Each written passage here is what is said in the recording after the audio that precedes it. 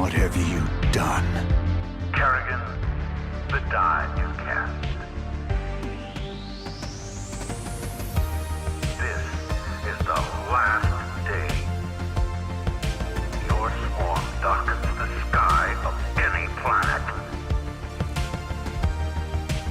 Forget Minsk. Forget all of it.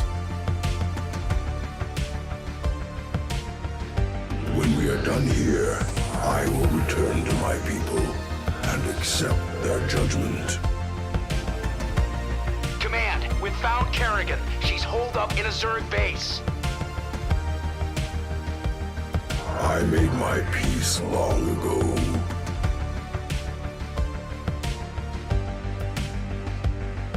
Consider it done. For hire. Indeed.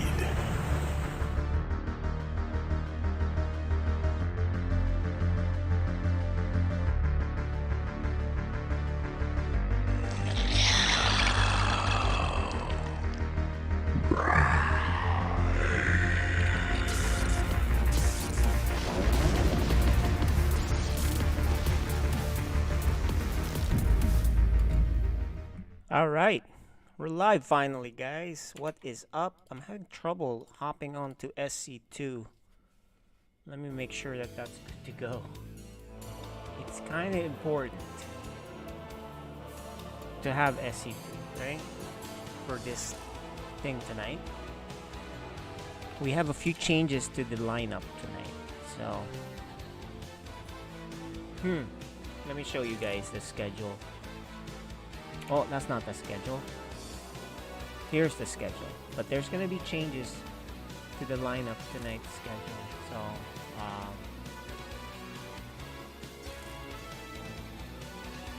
this SC2 is like taking forever to load, guys. What is going on? There you go. I'm finally in. Alright, cool. Jeez. It's never easy, is it? So, what we got tonight, Noka is not going to make it tonight, so we do have Valhurt going to be hopping on to play Eclipse instead. Veils and Hurt in Time will be playing later, and then Stu Blue Mighty Ant. We'll start off with that. I think we're also going to get Dark Menace Ghost Chant. So, that's going to be great. I can't wait to see that. That'll be later on. So, Veils, Hurt in Time, and then... And there's no sound. Testing 1 2 3. Yeah, there's sound here. Right? Yeah, it's showing. Are you guys good? You guys can see, right? Let me edit live. I'm gonna edit this stuff live, guys. You guys can see. Ghost Chant, Dark Menace. And you guys can we'll edit the banner, so we have that in there. That'll be code S match. That's actually a much anticipated matchup. So let me put that. Let me replace. Boom! There it is. You guys see that? So let's put that in here.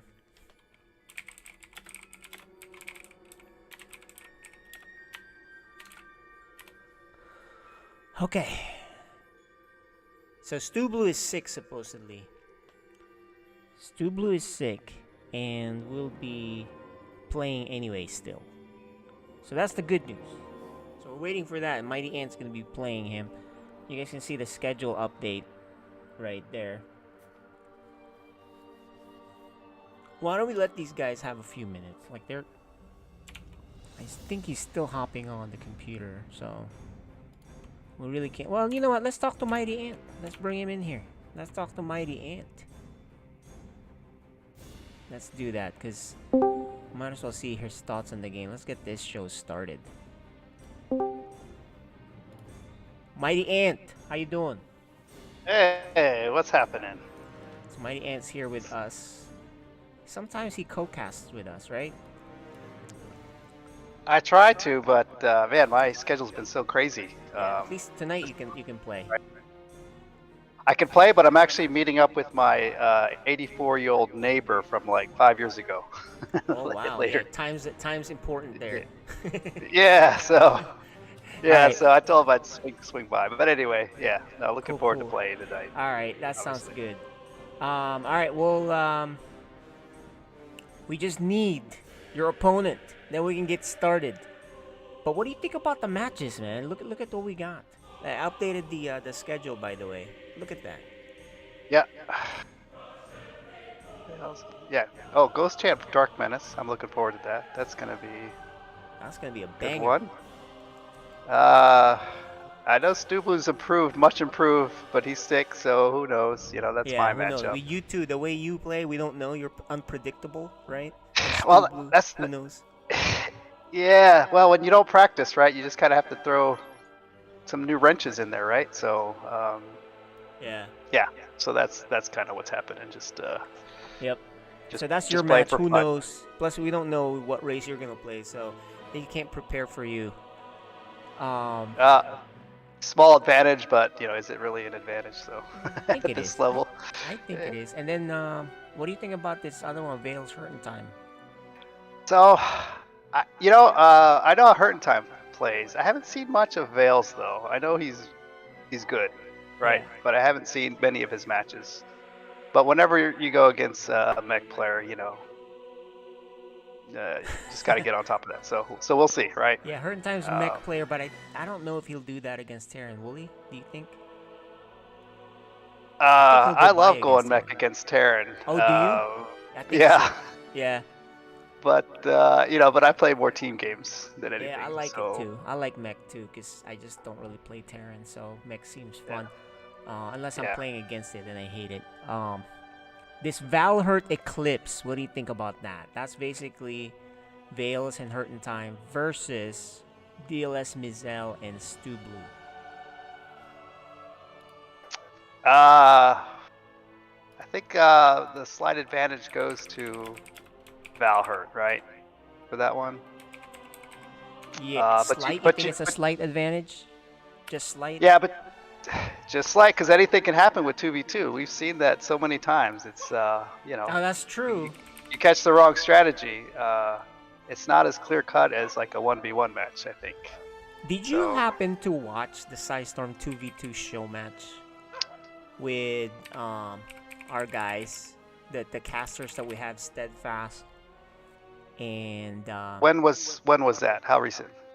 well, it was like last week. Let me see if I can find it for Last? you. No, I have not.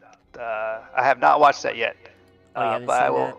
No, just because I've been working a lot Yeah, of I'll show overtime you- lately. So Yeah, I'll show you what I'm talking about. And I'll put it up on screen, guys. This was a 2v2 match, and this I'm just trying to prove a point to you, where 2v2 is different, right? let me Basically, pull up the stream.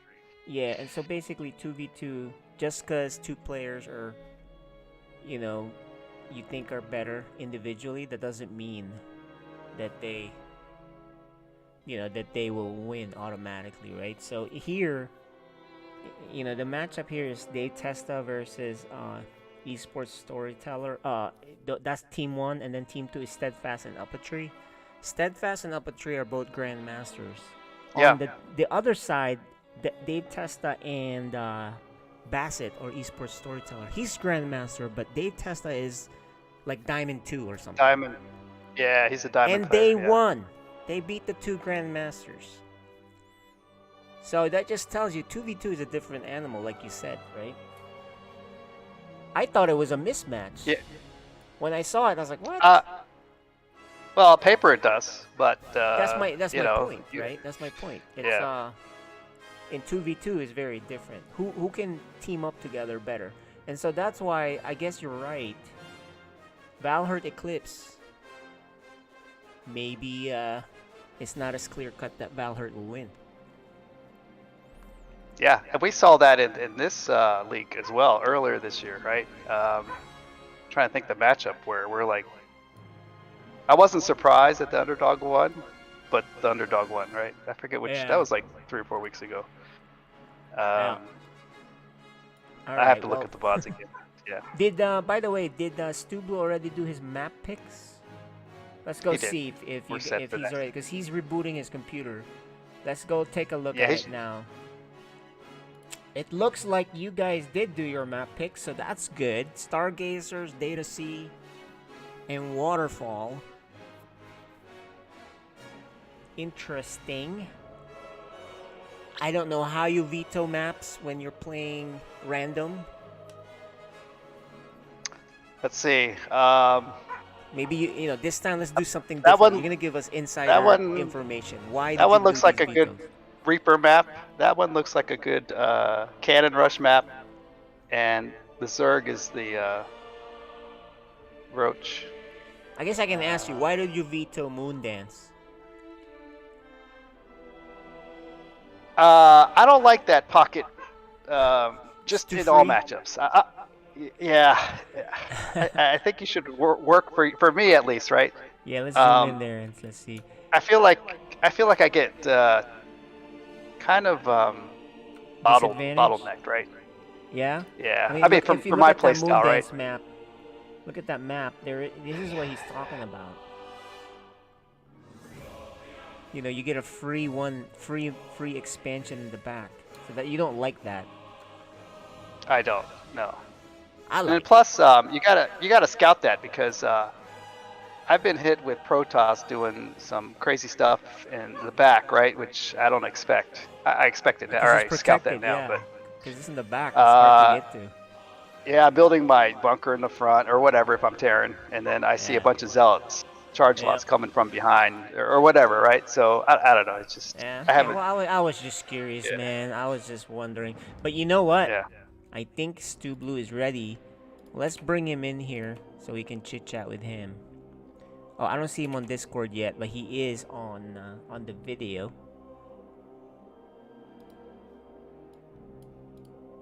Yeah, I see him on the video now. So he's rebooting. I guess he had some PC issues. What do you think, man? How come you don't have much PC issues? Do you have a fully built computer or something? What's your deal? So yeah, I do. Yeah. I don't know. I have three monitors for this computer. This one is my most powerful one right now. And you know I like to tinker, so. Yeah. But I don't want to jinx myself because you know this computer's been running for 2 Yeah, years mine's, now. So. this one I have for production, man, is really good. I can do so many things all at once, as you noticed. Yeah. Like, I'm running production, playing StarCraft, and editing pictures and all that good stuff, right? Do a little JavaScript coding and all that stuff, too. Yeah. While the stream is running. So it's That stuff takes crazy. a lot of resources, so that's It good. does. Yeah. It does, man. Alright, so... Hurtin' Time will be here in 30 minutes. But in the meantime, we're gonna play the Mighty Ant Your Game versus Stu Blue, which we're waiting for him to get on. What's going on? Is he on SE2? You might just get a free win out of this, wouldn't you? Let's go No. double check. We'll reschedule, right? We'll reschedule if we need to. Well, Oh. Cyan is. Looks like I'll be playing Cyan, huh? That's fine. Oh, okay. He's playing on his computer. Okay. Well, That works. let's bring him on voice. We're waiting for Stu Blue on video. So once he gets on video, we should be good. Yeah, his PC won't restart, so it's time to buy Stu Blue a new computer. Maybe that should be a bet between him and you know, because Christmas already came and went, so you can't really use that. And there you go. We can see Mr. Stu Blue starting up the computer for. Well, actually, Science starting up the computer for Stu Blue. Yeah, if you need some video cards, I got some 3080s back there.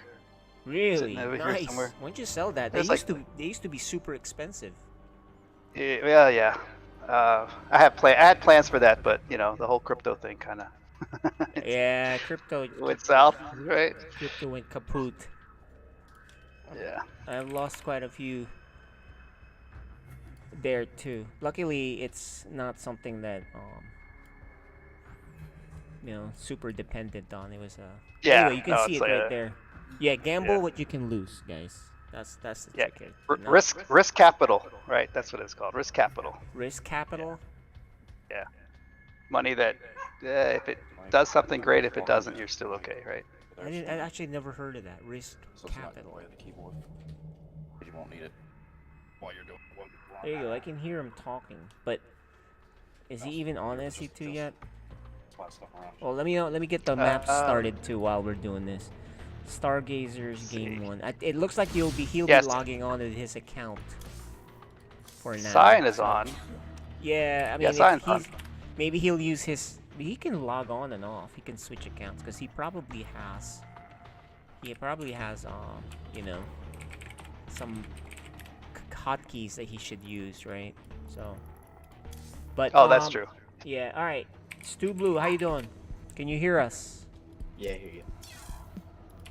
All right. So that part works. So we can hear Stu Blue. He's kind of rushed in here. You feeling ready, man? Yeah, I feel good. Somewhat ready? Yeah. Yeah, I heard you're sick.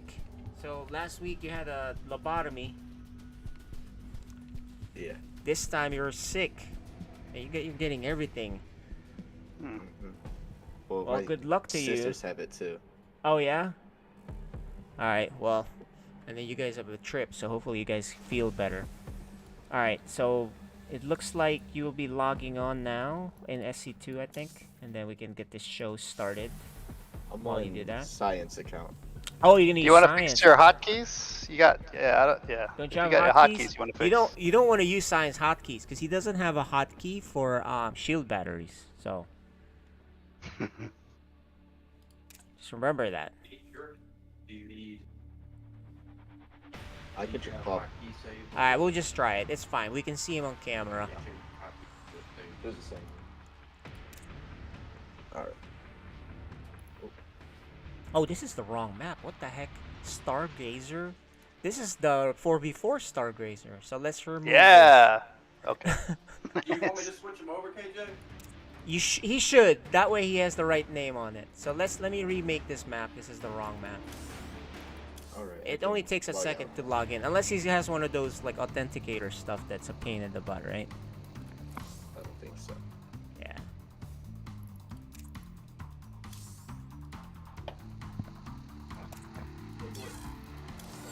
Alright guys, we're finally gonna get the show on the road.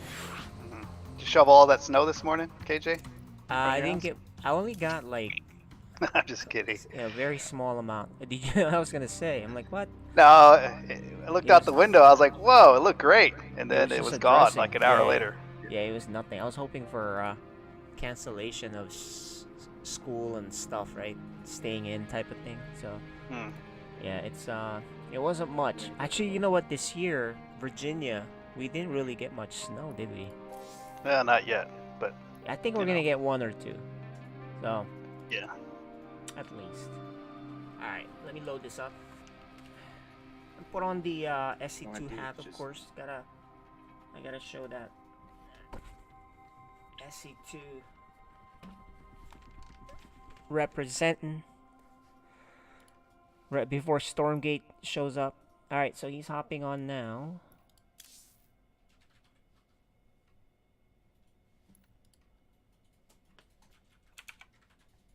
Right after this, you're gonna visit your 85-year-old neighbor or friend. Yeah, when I lived in Alexandria. So Oh, that he's was having- that other house. Yeah, I was there before. Yeah, I made he it has there. So he has a TV night.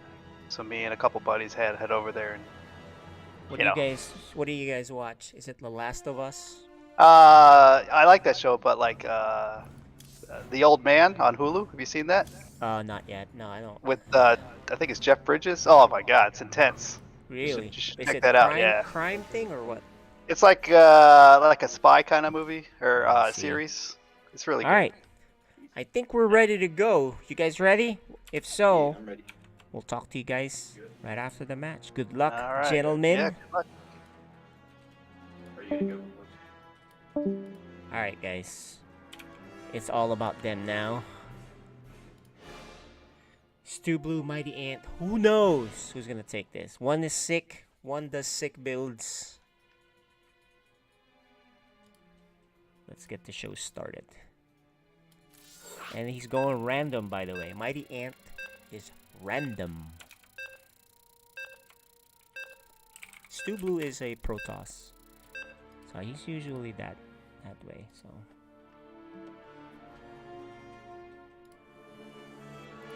You're watching FSL Season 6.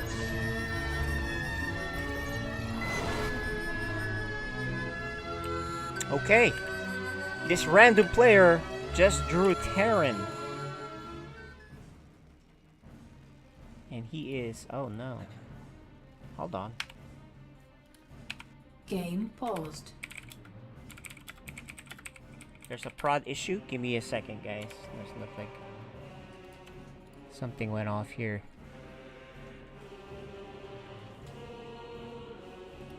Okay, it's good to go.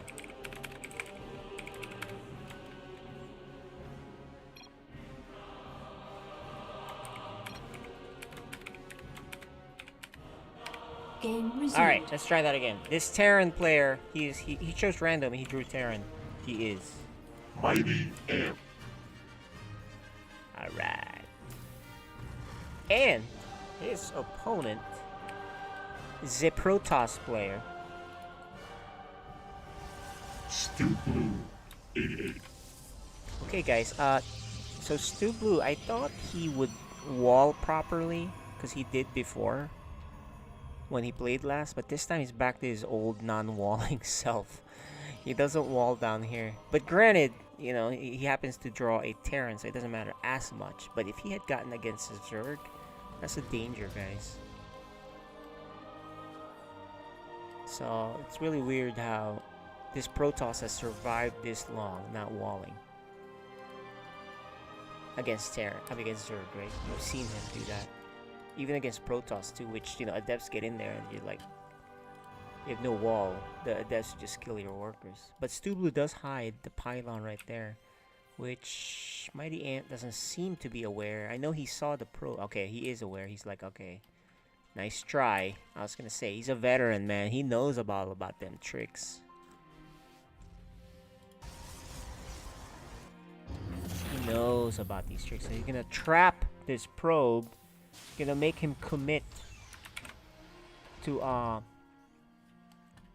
at least microing there, or maybe even do a recall. But I think Stu Blue is just gonna let it die. Oh, there you go. He's moving it.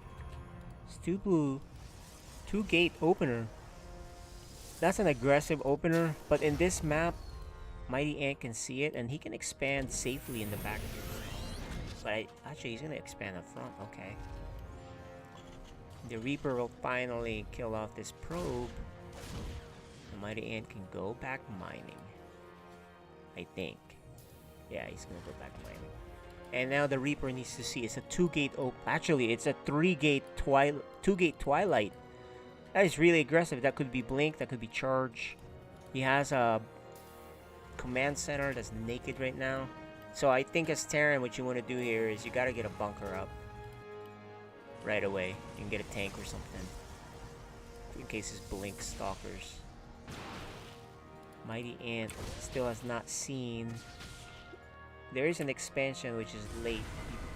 He probably should know that. He doesn't seem that concerned, but he's going.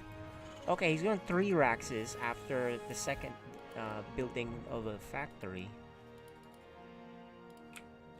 And Mighty Ant does not know there's a Twilight and another gateway here. But this Twilight isn't even being used by Stu Blue just yet. So, he knows, guys. Okay, so he sees it now.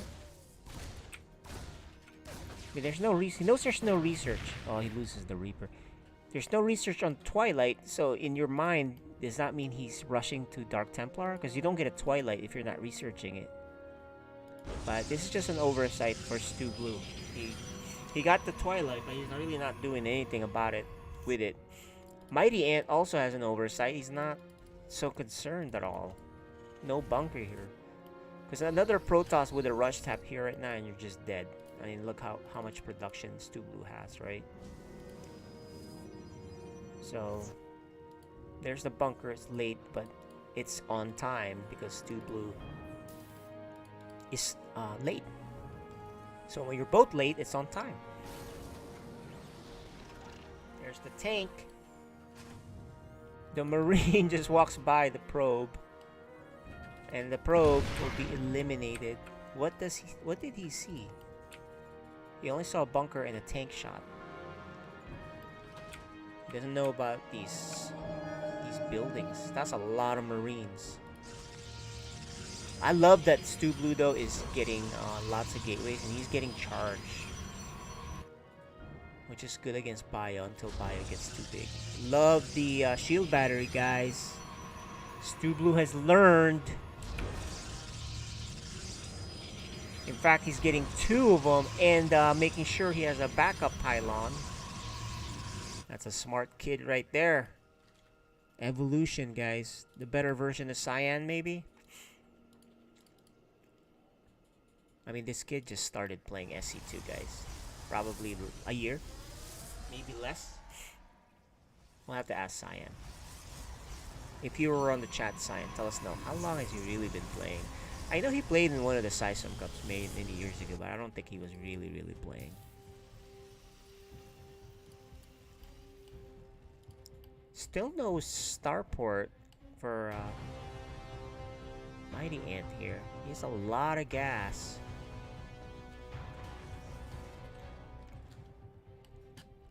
He has a lot of gas. He hasn't been able to use it, so his build is not super optimized. There's an Immortal coming out. This Protoss army is getting pretty big also. But not as big as the Terran. 26 to 40 supply of the army, and the Terran army is not gonna make a move. There's still no starport. Yeah, he doesn't care about healing these guys, I assume. He's not gonna make a medevac.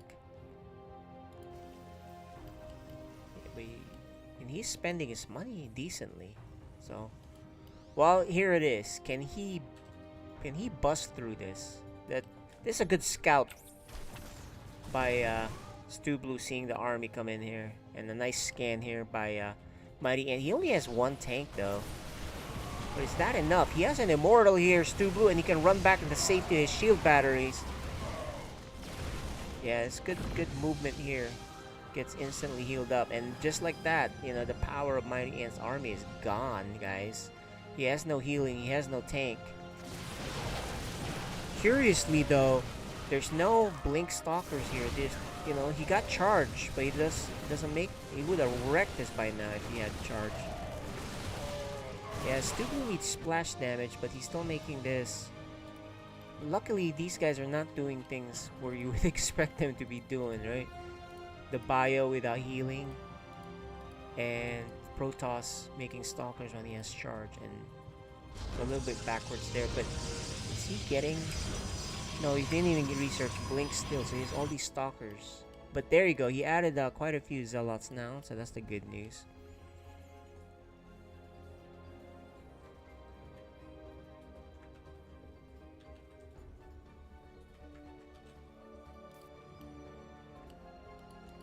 So I think he needs to get Storm or some Colossus Disruptor thing, but he doesn't have that at all. He is gonna send a Scouting Zealot, which you see there's still a big Protoss army here. He does get a 3rd base, but Mighty Ants is already done and floating for his 3rd base.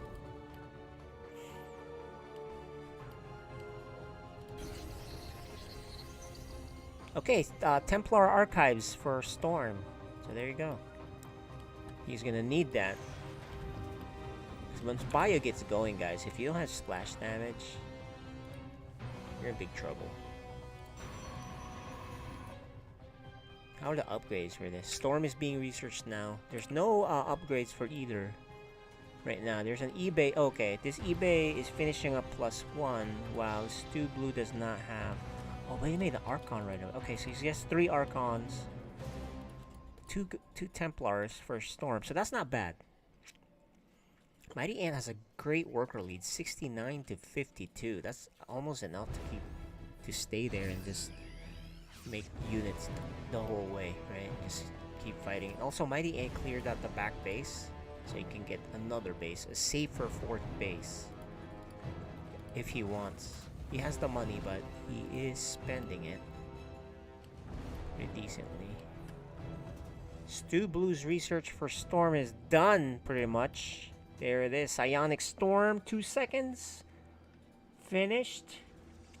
I just realized the pictures in this overlay covers the upgrades finishing up, so we may need to move that to the left side. But let's follow this army and see the action.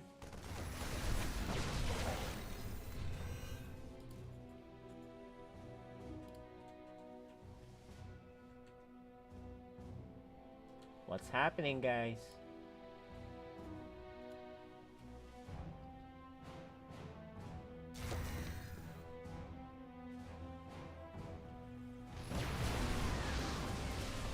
Uh-oh. Does Mighty Ant have enough? This is a planetary though, guys.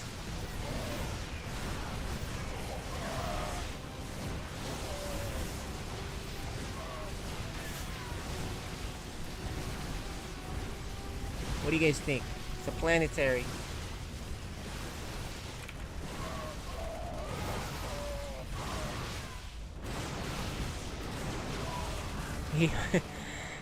You know what? Bypass it. That's true. Why bother fighting by the planetary? This bunker is a lot easier. Good damage here for Stu Blue. Mighty Ant still has a lot of workers. The charged lots. As long as he's fighting the planetary, he needs to get him back into action. Not there. There you go. Now he's gonna fight the. But he's sending him piecemeal. I think he needs to relax now and just regroup. There you go. He's gonna regroup. But we missed the drop. Mighty Ant with a monster drop too.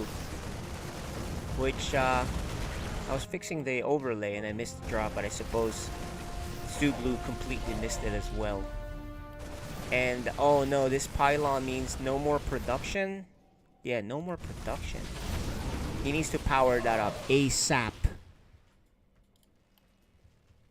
ASAP, guys. I'm doing production and casting, so I did miss that, but luckily there really wasn't much there. I mean, it's just straight out murder. He raised Stu Blue's base, and Stu Blue really didn't do anything about it. Because he was sending units here. He was very busy. He's still gonna attack with this army, and he has no AoE damage, right? He doesn't even have upgrades. Mighty Ant's going for the kill, while Stu Blue's in the back. So if Stu Blue attacks now and forces Mighty Ant back, that might be good. Let's see what Mighty Ant does. Does he go back? Oh, he's gonna go for it. He doesn't care. Look at that. He's like, I'll clean this up. Let me go kill him. And he doesn't have enough, obviously, to stop this Terran army. And I think Stu Blue can't really reinforce this. Mighty Ant can reinforce it and finish it off. And that's gonna do it for game 1. This army's still big. He needs several storms to clean that up. This is actually a good decision by Mighty Ant to just go for it. Actually, Stu Blue did pretty decent damage. He kills a command center, but I guess Mighty Ant is being safe here. Stu Blue keeps making Zealots, but he needs Storm. And so I think for game 2, I bet you Cyan's gonna help him out. He's like, hey, you can't just make gateway units against Terran. You really need Storm. So that's what's gonna happen in game 2. We'll probably get an adjustment.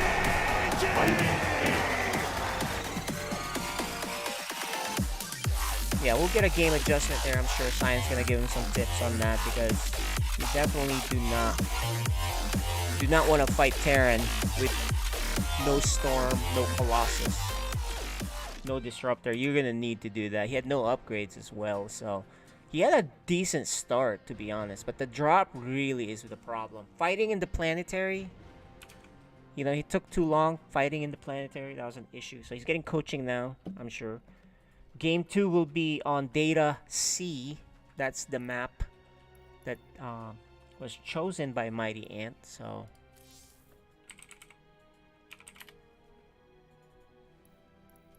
we'll get that loaded up. Some in-game adjustments and coaching.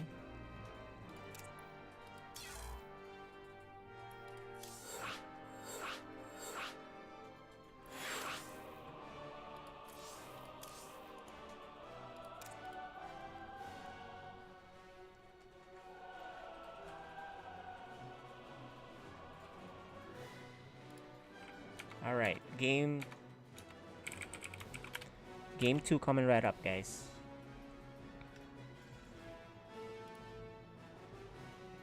Let's make sure they're ready.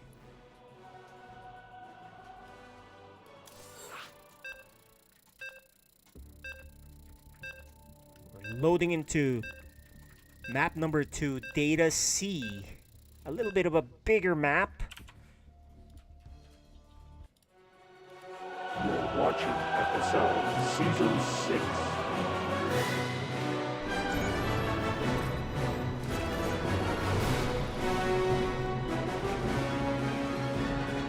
Alrighty. Let's see if he can make a comeback here. He needs to win game 2 to force a game 3. Stu Blue 88. And on the other side, oh, another random going, drawing Terran again. I suppose that's good for Stu Blue because he knows what style Mighty Ant brought in game 1. So we'll see what he does.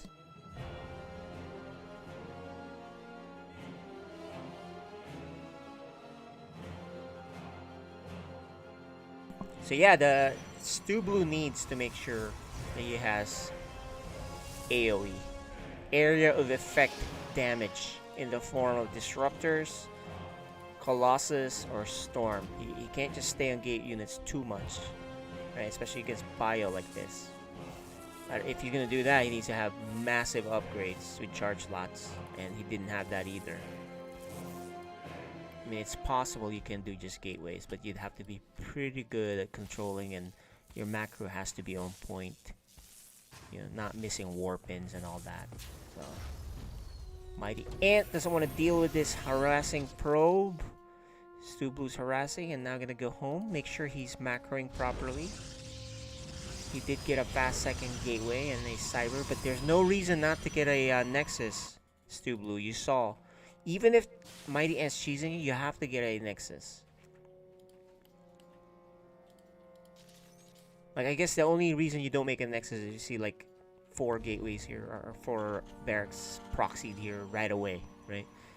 Right now, you didn't get in, you don't see, and it's possible he's still proxy raxing you, but you always want to get a Nexus. Just an FYI, guys. And Stu Blue's not doing that still. He is going to get 2 gateways. I guess he's going to play super safe. 2 gates into shield battery on the high ground. Oh, man. Okay, he's doing this suboptimally.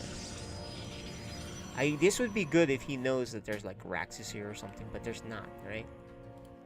And you have to know that right off the bat. Because you can actually get a shield battery down here with a Nexus and then overcharge too. So it's even better. And the Nexus would be supply. So that's why you want to get a Nexus regardless. Luckily though, Mighty Ant is not getting a command center. So... and he's not using his Stalker. There, he finally gets the Nexus, which I love. And it's Mighty Ant doesn't force really anything except for this. Actually, he made this regardless, so I don't think he forced really anything. Mighty Ant's gonna do drop with hidden Widow Mines. Let's see if Stu Blue knows how to deal with such a thing. So Widow Mines will be perma borrowed, not revealed, cloaked, I suppose, because of the armory. So Mighty Ant is going to drop mines here, and Stu Blue can't mine for a little bit without dealing with the mines unless he has an observer, which he's not making just yet. But he does have this base, so he can mine there. Let's see if Stu Blue spots this, and if Mighty Ant should split the mines. So Stu Blue needs an observer, which he still hasn't made yet, of course. The mine drop is really the pain in the butt for Terran, right? They gotta... Mighty Ant's going the long way to be safe. Mighty Ant is gonna have a nice time with this drop. How many is this going to kill, guys? What's your guess? How many probes will die to these two mines? The first shot, anyway. The first two shots. Not... Because this burrow is gonna have several shots. So I'm gonna guess 7. Let's see. Or maybe even 10. There it is. 2 mines. 9. Okay. He does move. It's too... Okay, there's the observer. Luckily, he can mine right away here. Oh, but why did he go here? He might as well mine down here. So Stublu's not doing that properly. The observer, he could have chronoed this too, but you know that's fine because look, it's about to fire again, and that's the end of the mine. Okay, time to mine back again. Luckily, though, Mighty Ant does not have a command center, so although he has 30 workers, guys, after killing 13 total. 13 workers were killed total. Wait, how? I thought he only killed 9 first. How did he kill another 4? I thought these mines didn't really kill much. I'm confused.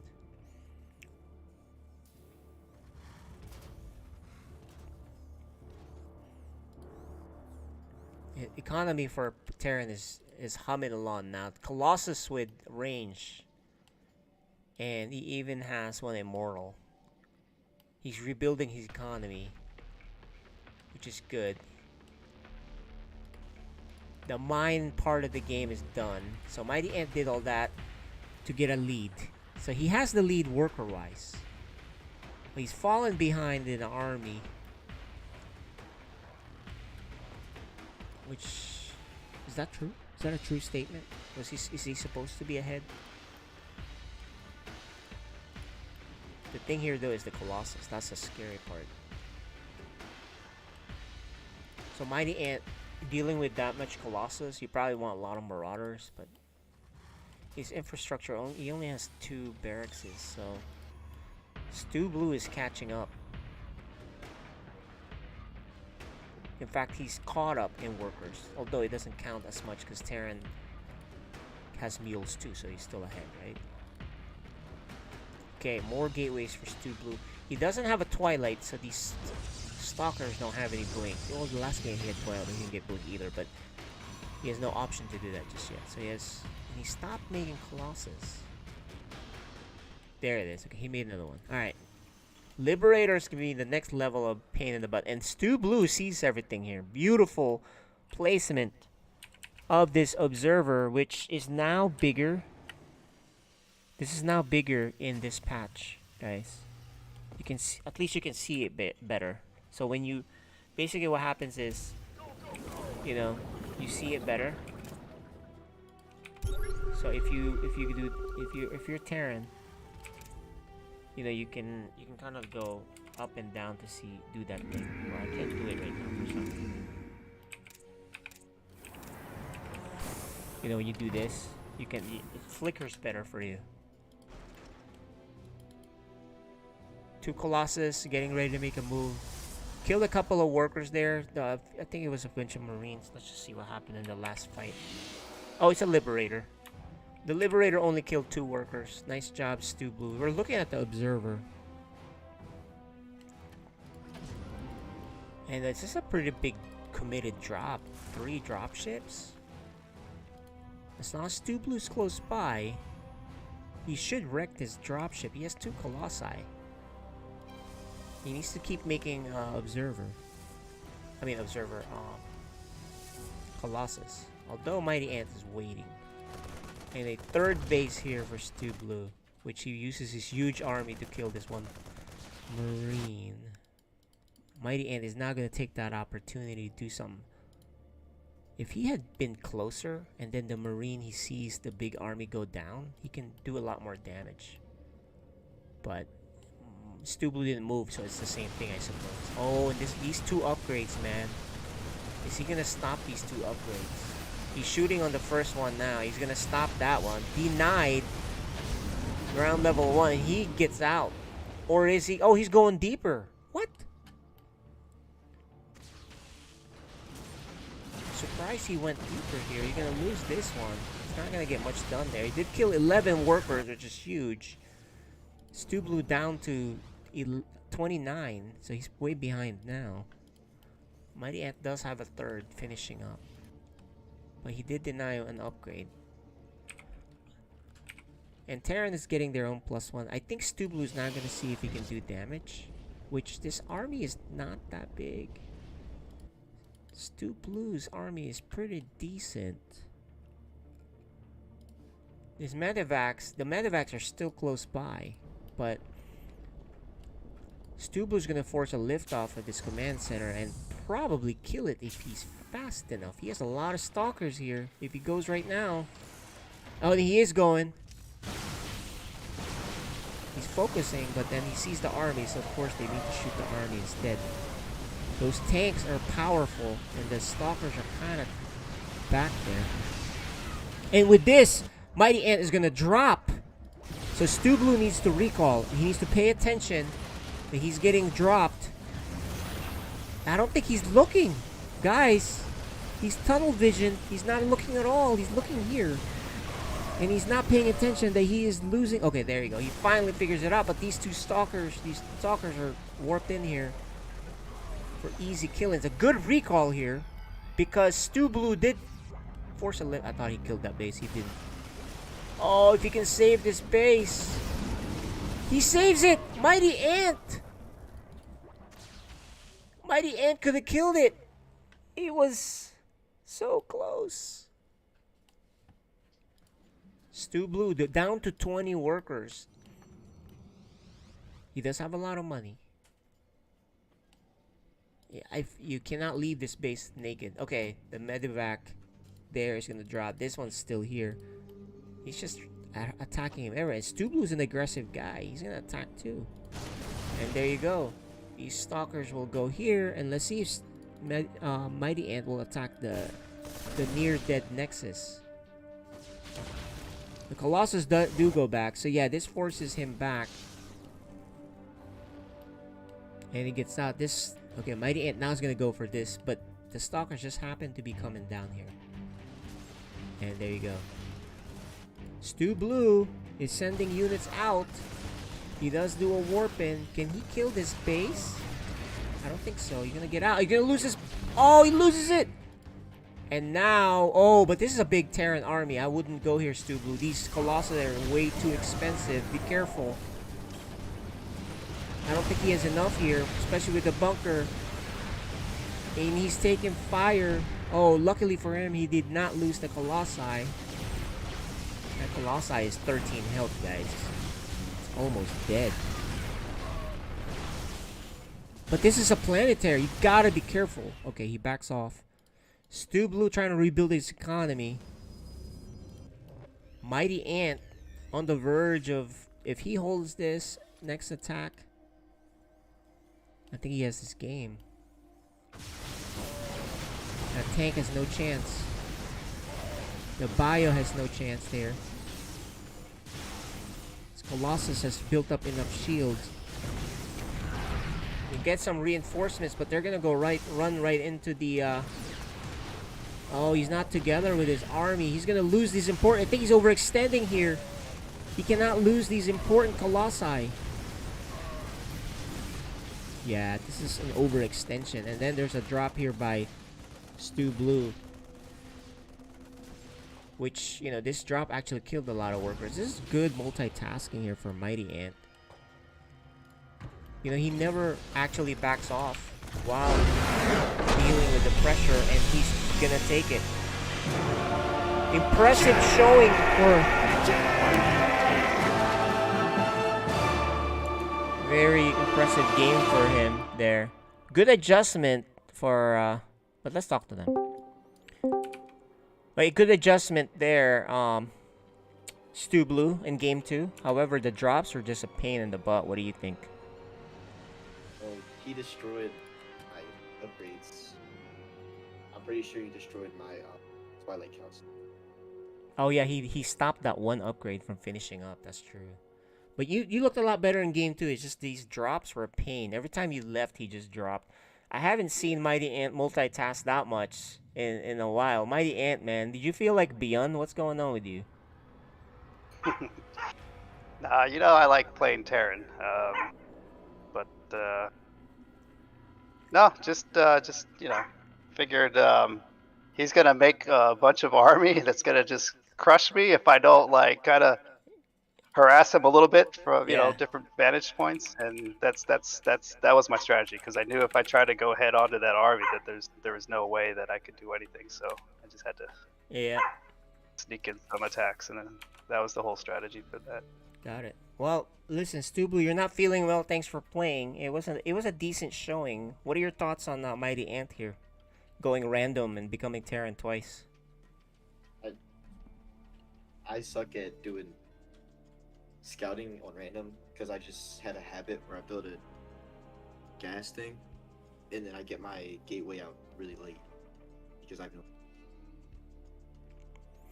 Well, I'm sure you and Cyan have a lot to talk about now that he saw your game there. But you know, it was pretty decent. You're macroing pretty well, but Mighty Ant just really put a lot of pressure. So congrats, Mighty Ant, on the win. Stu Blue, we'll see you on the next one. I think you're playing in a 2v2, so good luck with you on that. Yeah, I feel better, Stu Blue. Yeah, good games. And have fun, Mighty Ant, with your TV night. We'll see you later. yeah, take it easy, guys. All right. So that'll do it for these guys. We're gonna go into our 2v2 as soon as DLS Mizel is ready. Otherwise, okay, he's hopping on. Okay, so Vales can play. Val Hurt can play because Hurt and Time is here. Let's go bring in Hurt and Time and Vales here now. We need them on. So hop on Discord and then we can get these games going. Actually, we'll give them a minute. It looks like they're still booting up. So we will be right back with more action, I suppose, right? Alright, we'll be right back. I'll show you guys some Home Circuit Cup clips. We'll see you in a little bit.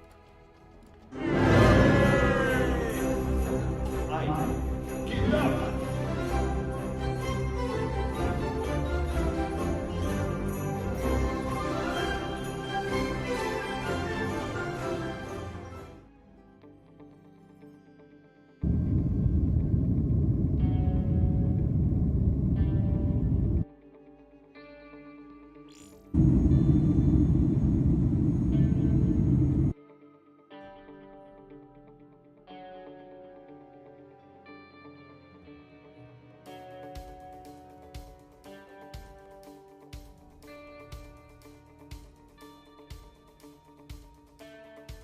Well, here freezing.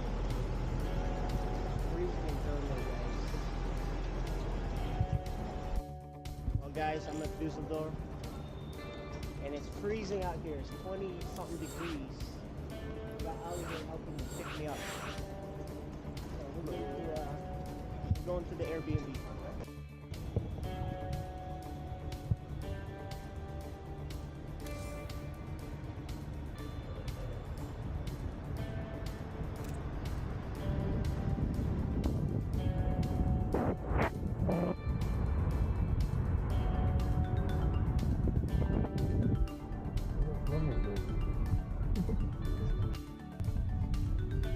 This looks familiar. I seen the picture of this crate though from the players.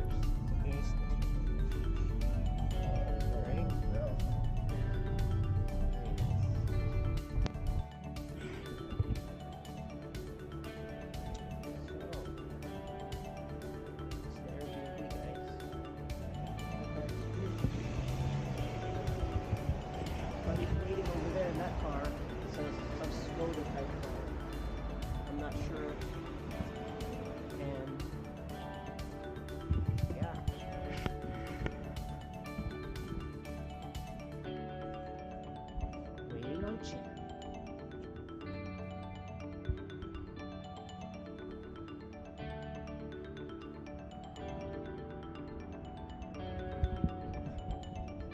How you feeling? Good? Good, good. And you? Good. Do I help you with something? Nice, this is it. Ah. I'm taking this champ. What's up, champ? Oh, great. Where are we? Upstairs? Yeah, it's all the way. All the way up, huh? Yeah, we Shit. gotta do a lot of exercises. Alright, alright. How many floors is this? Like 4? Oh, okay. 5? Yeah, I think it's quite a long one. No elevator, huh? Yeah, no. How you move stuff here? Yeah. How many travel? 5? I did the night travel. So You were able to sleep? no, just the sleeping is in. It's hard to sleep in the plane, you know. Yeah. I got 3 empty seats. Beside me, so that's easy. Oh, one more. Oh, good. This is the last one, I promise. You promise. When are you going to the venue? According to Gerald, it's going to be like an hour. Or a bit less. When's Dumio playing, you know? In like 3 hours. Oh, so we have a while. Yeah. So we can eat. Hey. Where am I going? This is your room. Oh, thank you. How you doing? Whew. I'm too old to be walking up these stairs. You guys want to eat breakfast? Sure. No, join you. I'm not sure actually, but maybe, but. Because, Ali, who are we meeting? Where are we meeting? We're meeting Lino and who? Some of his friends? Some of the rest of the Rotti fan club. Oh yeah? Roddy Fan Yeah, Club? yeah. Alright, well, Gerald is here with Jim, part of the Roddy Fan Club. Hello guys. So we're all here. We love you, Roddy. That's right, we love Roddy.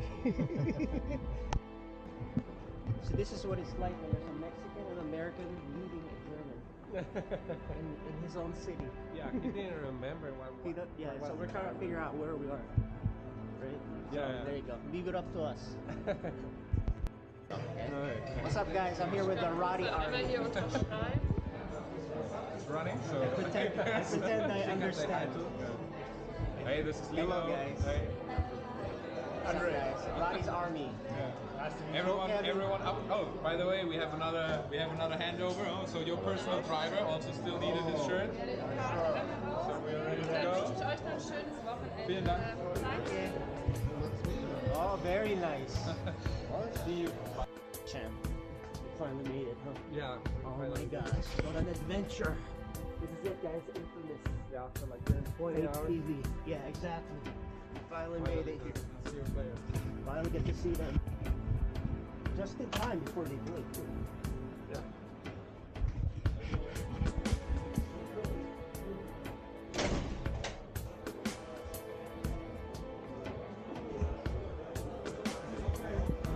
Hello. KJ Garcia. Checking in. Yeah, you can have a ticket. I'm VIP KJ Garcia. Oh, that's the name. Alright guys, we're gonna get this started now. It looks like we're ready to go. Let's bring in the players for the 2v2.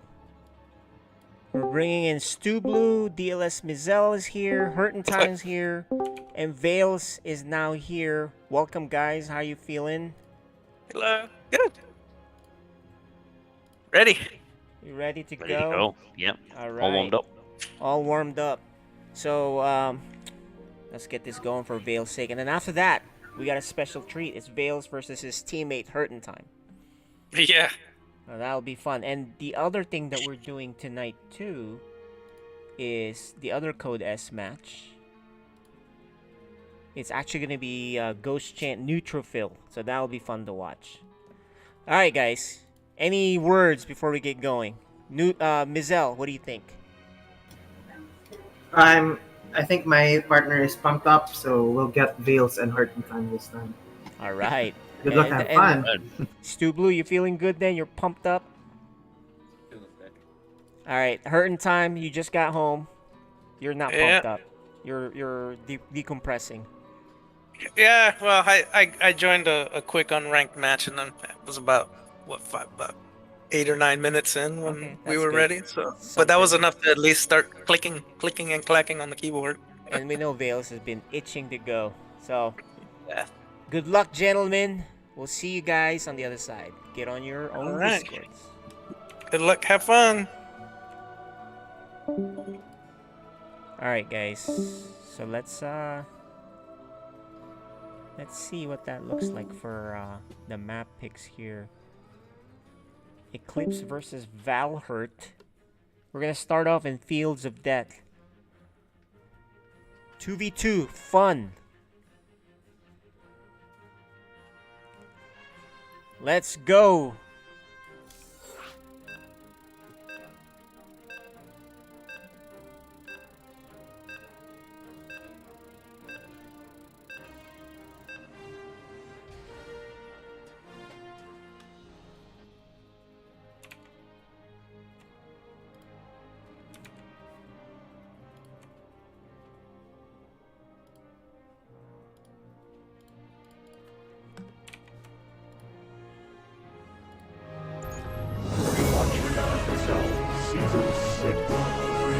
Alrighty.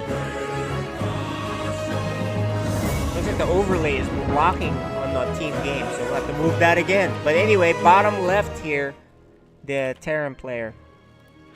DLS Mizel. And his partner.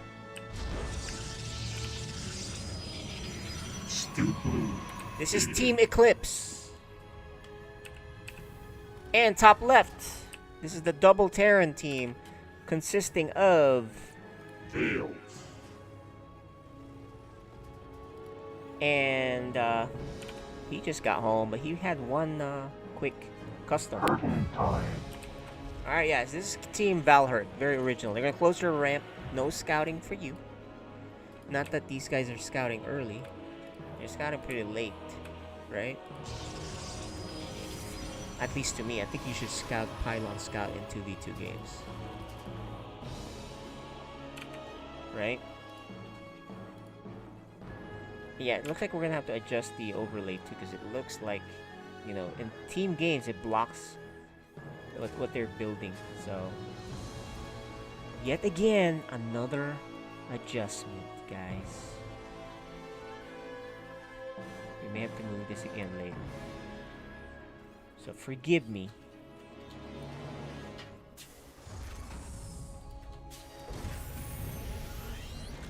What's going on here?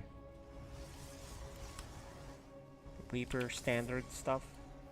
What about the Terran teams? Reaper, Marine, Command Center for Hurt in Time. Bales is 3 racks Reapering, maybe?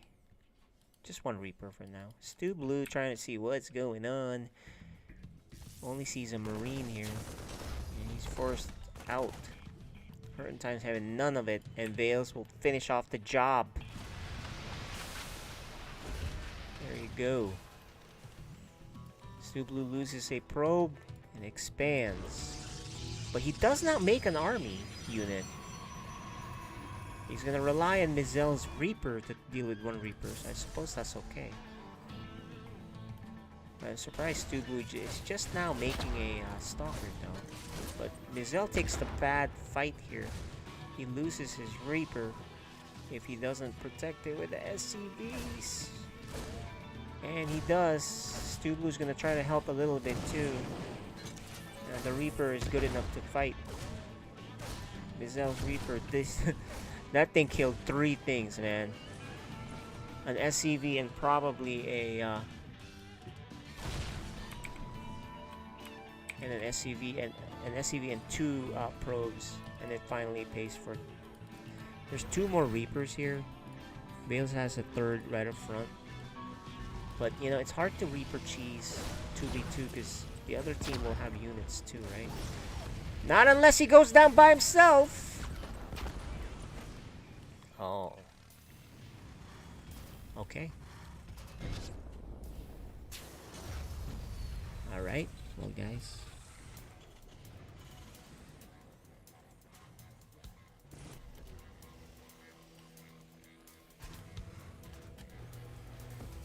Current time may be going mech. Oh, he's going to Starport. He may be going battle cruisers, boys and girls. These Reapers are not gonna be any match for these stalkers. In fact, well, there's a lot of Reapers here, but I still don't think it's gonna do much. That's a lot of Reapers lost. Yeah, I didn't really get much done, guys. So that's really good for 7 Reapers died so far for a few workers. Hurting Time definitely going mech. He's floating away his barracks. He doesn't need it. All he's making are units. Well, it could be Sky Mech, right? Starport and Factory units. So he's gonna start off with some Vikings, and he'll probably go Battle Cruiser. Well, we'll see.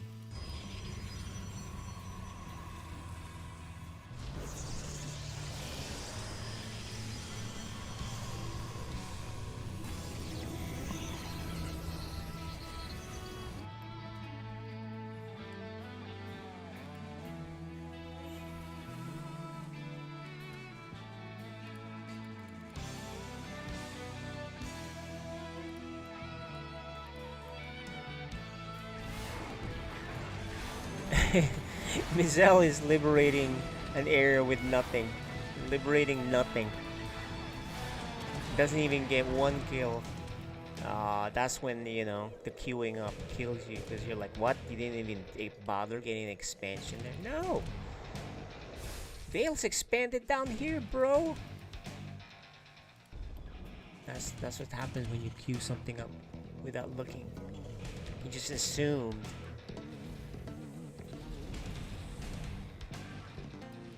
Dude's got a lot of stalkers and he's getting blinked with 2 upgrades. While Mizel is getting a 2nd Raven. He still has these Reapers which he's not using. You know, if he used his Reapers, he would have spotted this expansion down here. Hurting Time's gonna do some Raven harass.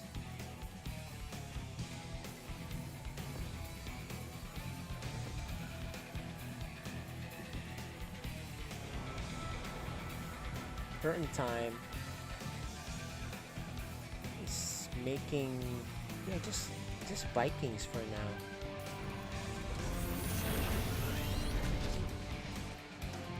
Here's the Raven harass. He's probably gonna drop some auto turrets and then that's it.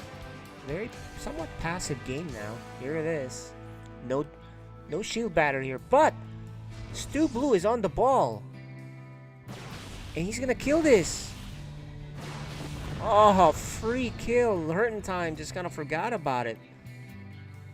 He queued in there and he probably forgot. So both of them having queuing problems. When I say queue, what they do is the players move the units and just kind of queue up some commands for it to get somewhere. So he queued it up to go this way and then that way and then this way. And then what Mizel did was he queued it this way, this way, this way, and then do the Liberator siege, which didn't get anything. So I guess it's even. Both of them lost units for nothing.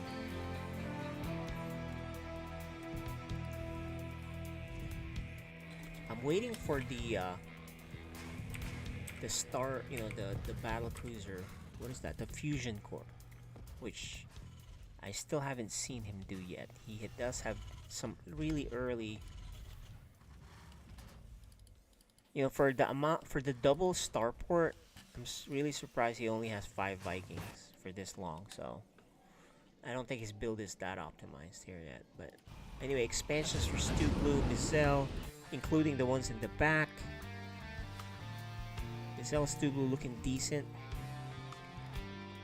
Mizel's gonna do a drop now in the back here for.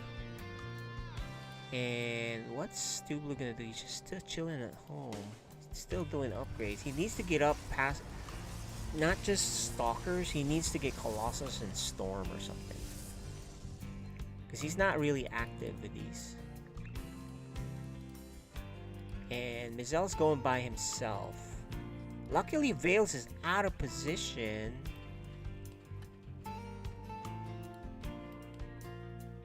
Yeah, he's gonna be out of position. They're about to attack. There's gonna be a pretty big drop here for Mizel. And they're out of position. And he sees it, so he goes straight back. The thing is, though, these Vikings means there's no escape.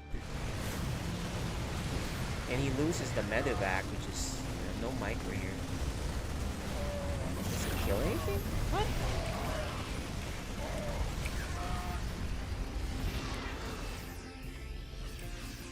I don't know if he did much there. Did he do enough? I guess he killed some workers, but I don't. It's hard to see if did anything significant, considering it was 2 unscouted dropships. Right? It's pretty underwhelming amount of damage there. And now this is the big push with lots of Vikings for air control, which means the siege tanks will rule. And then you got Thors too. Where's Stu Blue? Only he needs. Does he have charge? He doesn't even have charge, and he's not in position. He needs to get down here. Good Raven interference, but he's gonna lose these Vikings. But the Vikings are too far forward. Good interference here. Stu Blue does have DTs. The scan will reveal him. Pretty easy solution there. There's a lot of tanks here still. Stu Blue doesn't have any more units. Yeah, I think Stu Blue needs to get more units in terms of like AoE to support Zell for the next one like this. But it looks like it may be enough. Yeah, he has the charge slot. I think it's enough for now. Although the army is continuously coming, he backs off into the cover of the tanks. Here it is. Oh, that tank goes down. There's still one Thor there. There's some Stu Blue's trying to warp in. He's got more DTs, which this is double Terran, which means they have almost unlimited scans, right?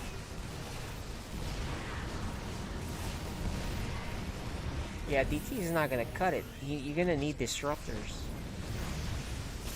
Yeah, DTs don't really work against double Terran with that probably save scans. So I'm sure that'll be a discussion point there. Mizel's gonna do a drop, which I love. Gotta take care of those tanks. But so far they lose that base, and they'll probably lose the second base down here. There's a lot of charge slots, but it's not in the right spot, and he's gonna lose another base. They are gonna finally clean up these tanks here. But the army is still pretty big, guys. Needs to go again. Alright, here we go. Luckily the charge slots are not getting blocked so far. There's even a Raven. They need Storm badly. Storm or Colossus or Disruptors. But they do clean up. However, there's so much damage already. You can just look at the supply too. Pretty big damage. Stu Blue, are they gonna counter? Stu Blue and Mizel? I don't think they have enough, man. Oh no, Mizel. He's fighting without his teammate who went the other way. The teammate now rejoins. Here's the big fight. That's a planetary, by the way.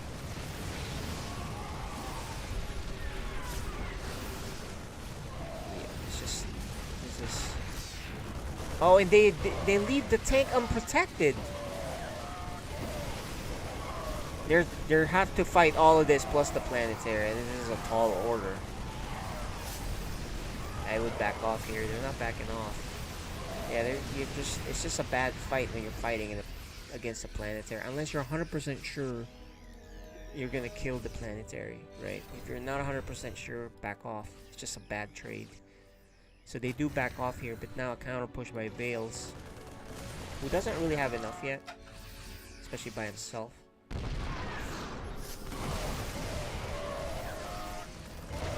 This is the hurting time of Vales' supply. Look at it, guys. It keeps growing.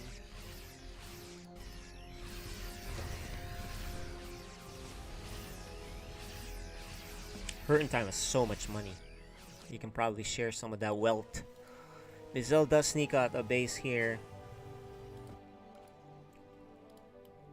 Stu Blue still not getting the Storm or Colossus.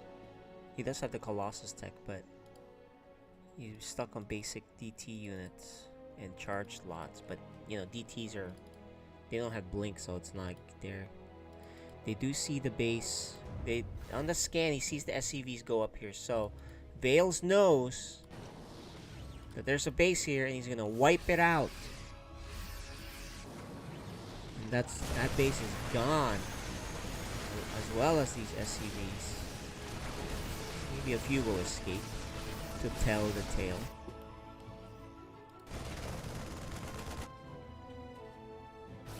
Hurting Time and Veil is about to be maxed out. One of them has more supply than both of these guys combined. DLS Mizel and Stu Blue.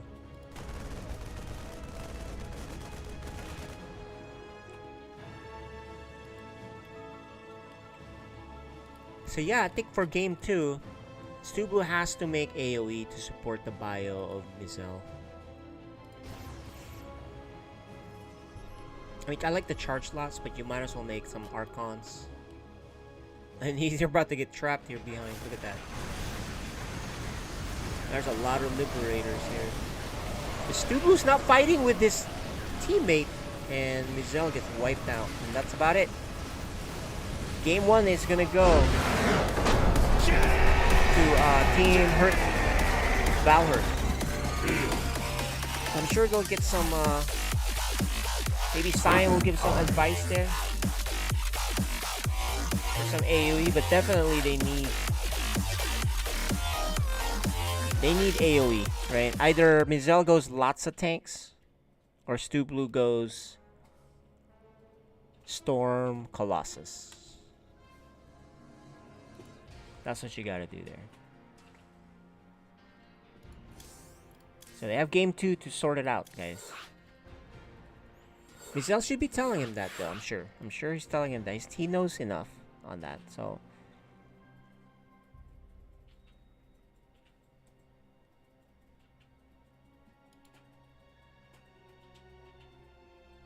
And we are gonna be in this map, Roscallion. What's Roscallion like, guys? What does this map look like? Let's go take a look at Roscallion map. Yeah, they're together here. And with the towers approaching here, so. That is Roscallion for game 2, gentlemen. Are ready? The gentlemen are ready. So, we're hopping on to game 2. Hopefully we get a game 3 out of these guys. Stu Blue and Mizel can take a win, force a game 3. You're watching FSL Season 6.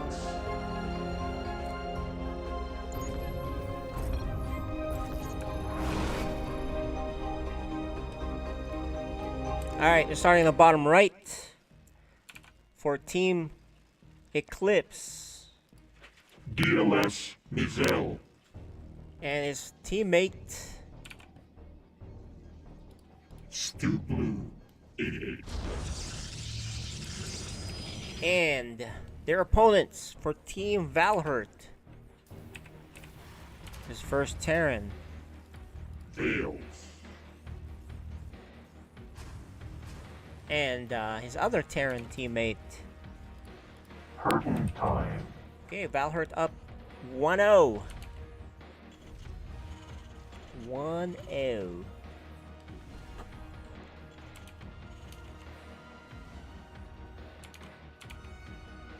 So what do you guys think? Think they can pull it off, guys?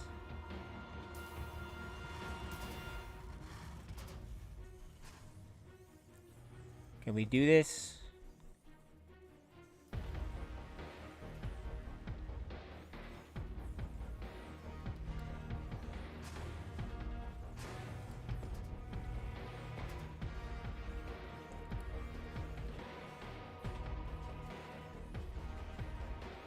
Gonna be pretty cool, right? If they can pull it off.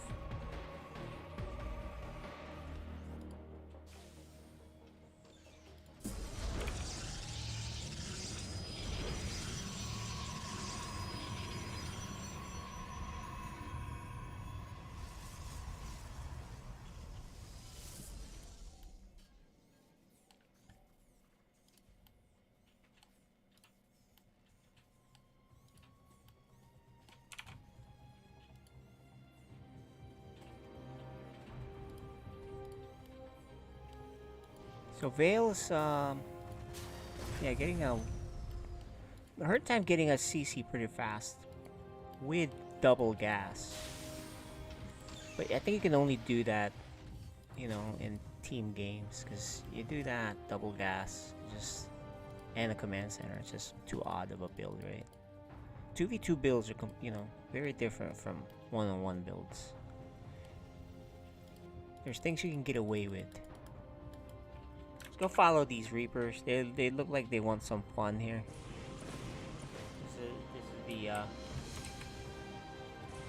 oh, he sees the one probe there, the first victim. Mizel not looking, but he does have the Hellion. A nice grenade there by Vales. I think he's gonna escape now because of that. Nice job.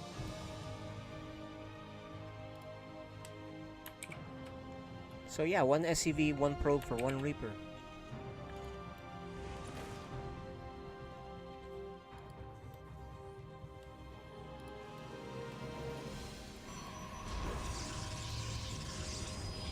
Twilight for Stu Blue. Let's see if he goes charge again. And I hope he goes Storm after that. That way they can have some AoE. Take care of the pesky bio from Vales.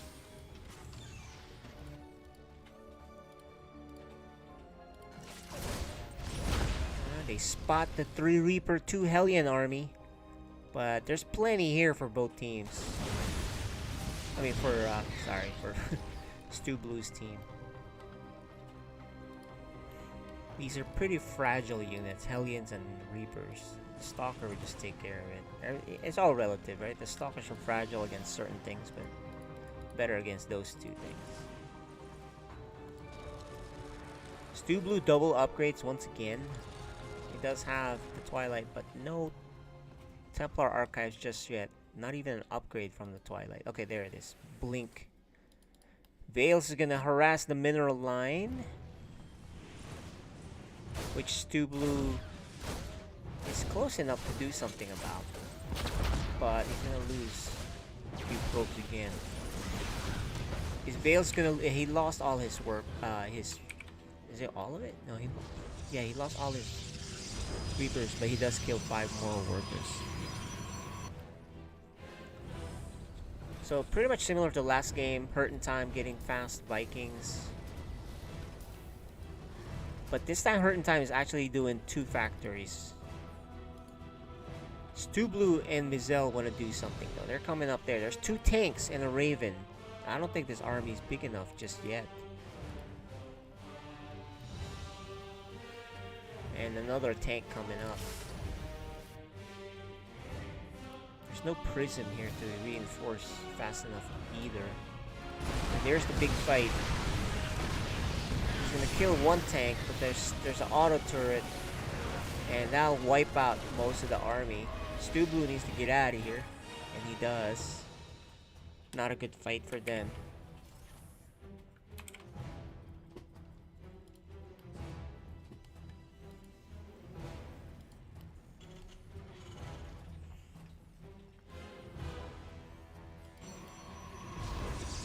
More gateways for Stu Blue. Still no Storm for him. Just more gateways. I guess they're gonna go... They were trying to go pound him into... Trying to bust in there with lots of gateways earlier. But... that didn't work out. He can actually afford to expand again.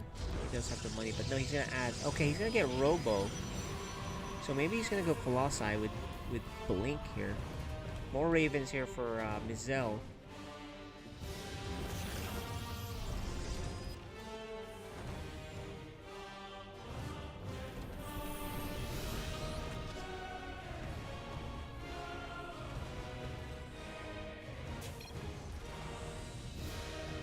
there's a high because of the scan.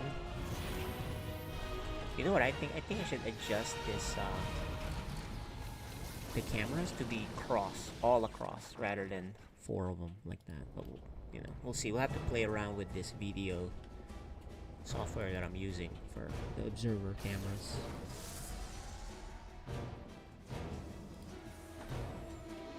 Now Vales finally gets his expansion down. Rizal has had his, but it's not a planetary. Rizal and Vales, very much similar in supply. Stu Blue does get that expansion up there, the front one. He stopped upgrading, and Rizal is making lots of, getting his infrastructure ready so he can pump out those units. And Musti with the raid. What's up, guys? Thanks for the raid, Musti. Hope you had a good stream. Musti's a Terran player. Good news is there's 3 Terrans here in this 2v2, guys. We're watching FSL. Actually, let's show that again. Thanks for hopping on, viewers. You're watching FSL Season 6.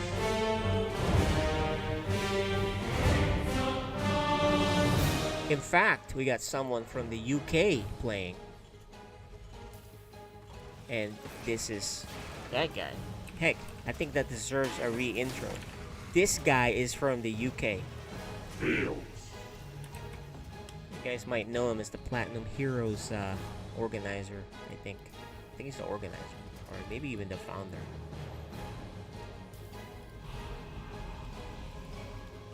Yeah, so we got players from this guy here, his teammate.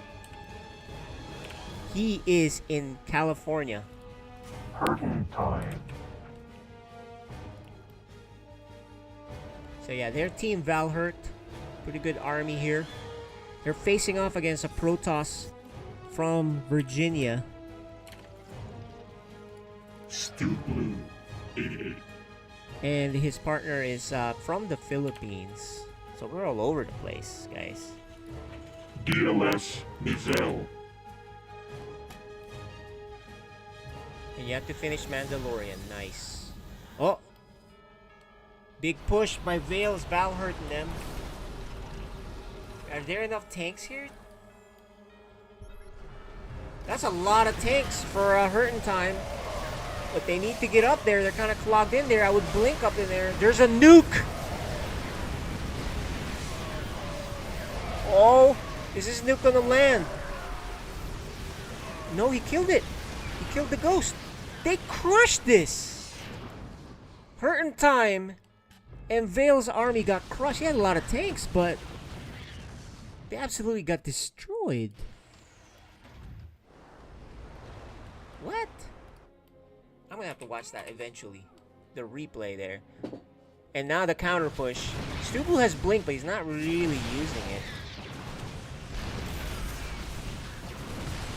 I mean, you would blink in there so you're not clogging up the other guys. But this is a big army. Do you think they're gonna pull it off here right now? I think they're gonna tie this game up, guys. There's the blink. Revenge for Team Eclipse.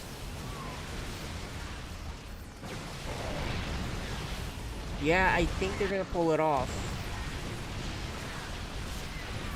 They've got the high ground, the middle ground. This team has the high ground. This is the middle ground, I suppose. Just gotta keep the contain here. Forcing a lift off there. There's a building here, but and it's hard though when there's tanks already sieged, right? They still have this base here, but it's naked. In fact, they know it's there. They'll take care of that later. They just gotta hold this part, I suppose. Liberators are being made now to break the siege, but there's a lot of blink stalkers here, guys. It's only a matter of time. Hurting time, floating it back here. I would go back here.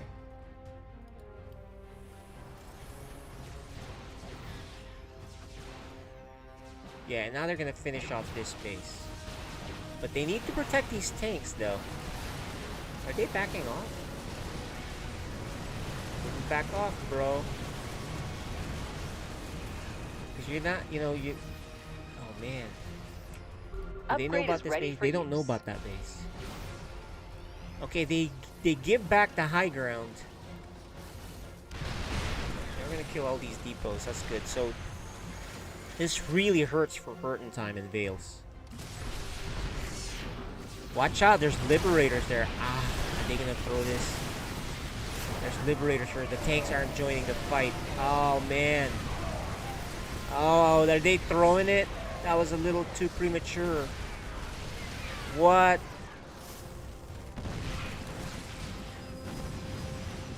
These tanks need to be sieged. That was really... Was that a throw? Mizell will retreat in company here, but they did a lot of damage.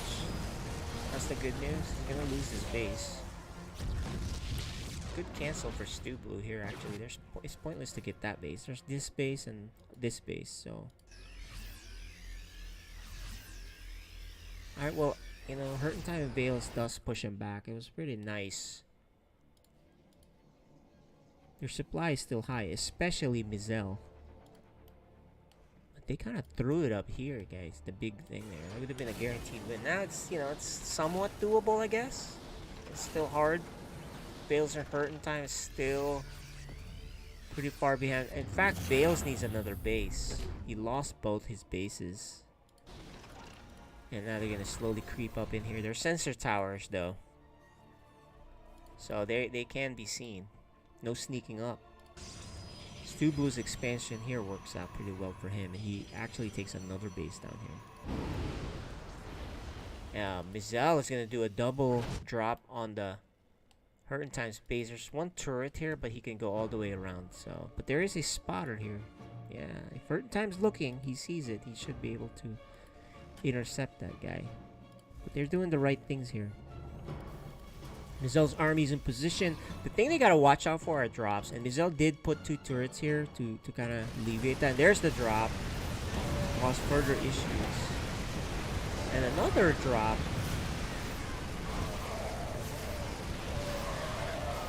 Hurting Time. I suppose Mizell can afford this. He has a lot of money.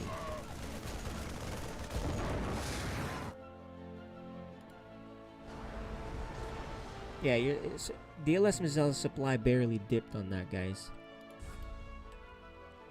I mean, look, you can look at their faces. They're pretty intense about this.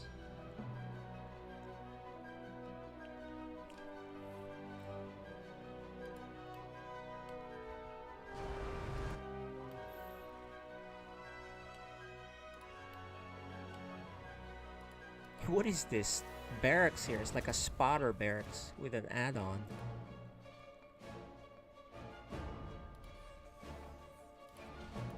Vales and Hurting Time falling behind, but can they come back? Okay, this is a big attack here. If he can knock out Hurting Time's base here, there's a lot of tanks though. And he has the, you know, he has the watchtower. He can just siege up here. There's a nuke. Nuclear launch detected on this new base, but that's not gonna do much. Oh my gosh, he's going for it. This is a pretty big army, and if he blinks, he does blink over here, he may have enough. That is that a planetary? Yeah, it's a planetary. The tanks are being moved over. A reinforcement warp in. I think they're gonna bust through here and kill this super important base. These tanks are way too close to the planetary though.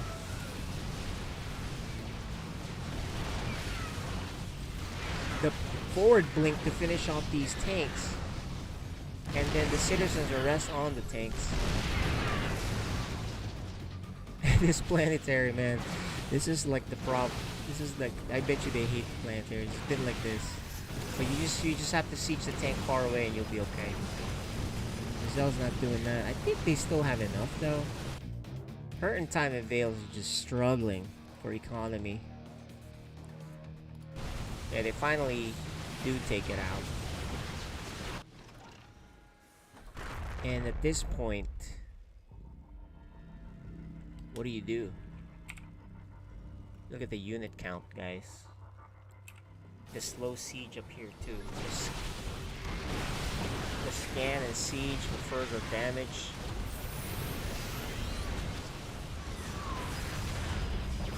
Stu Blue has a lot of stalkers. And he's got pretty decent upgrades on them too. And he'll take out these tanks. And then the big army here. They should be GGing out here anytime. To tie it up. Yeah, their plan was different. I think that all stemmed from the bad fight that Valhart took. And nice job. We're gonna have a game 3, guys.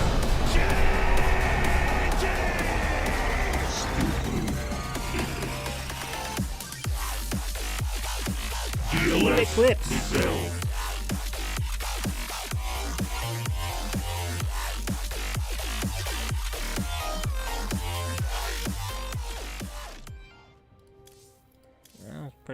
Pretty good game there.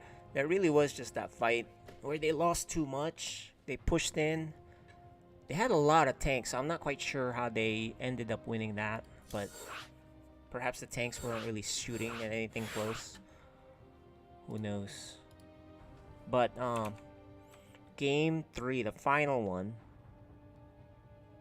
it's going to be here on heavy artillery.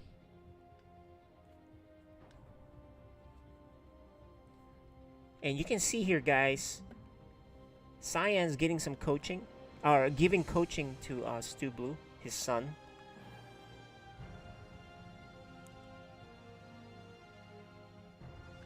There you go, guys. Family that plays StarCraft together stays together, right?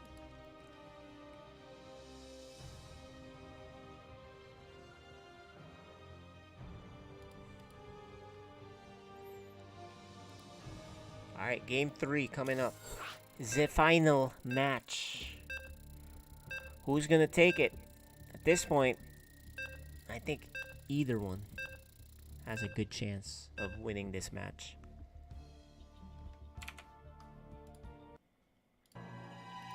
You're watching FSL Season 6.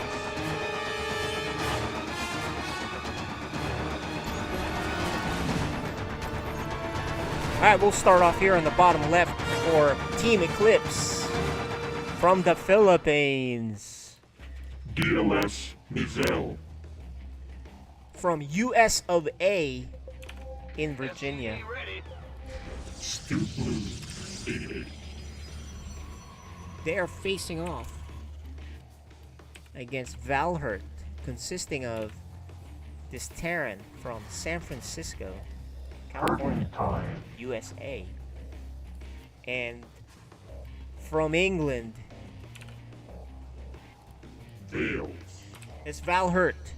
They have not lost, I don't think, all season. So this is a pretty decent chance for them. This is, the closest I've seen the games against them, I think, right?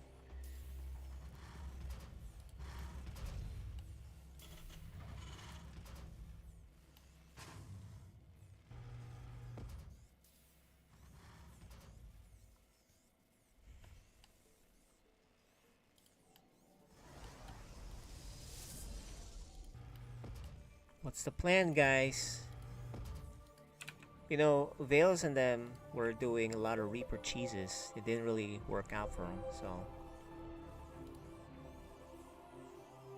I don't think it matters too much, does it?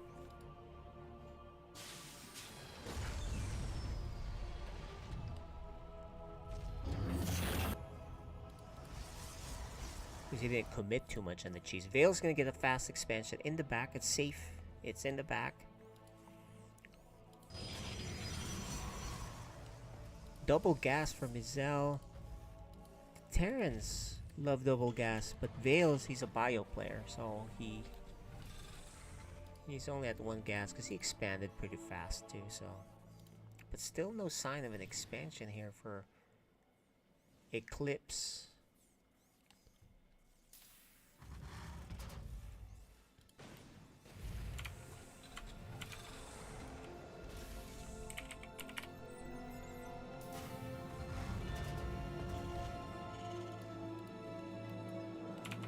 going on here? What do you think's gonna happen, guys?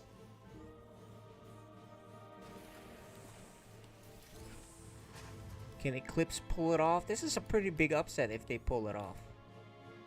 That's a late command center. And Mizel's gonna see it. Is that Reaper gonna pay for his life? Scouting it? No. Gets away. Yeah, Mizel's command center is very late. That's a good indicator to Vales. It's like, your command center is super late, buddy. Mizel looks like he wants to get the gold.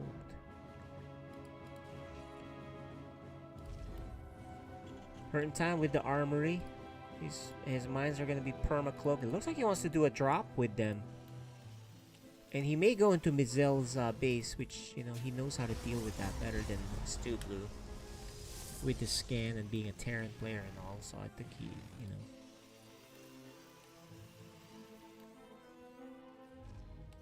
A little bit of mistake for hurting time with 4 guys on the gas here. Over mining this at 4.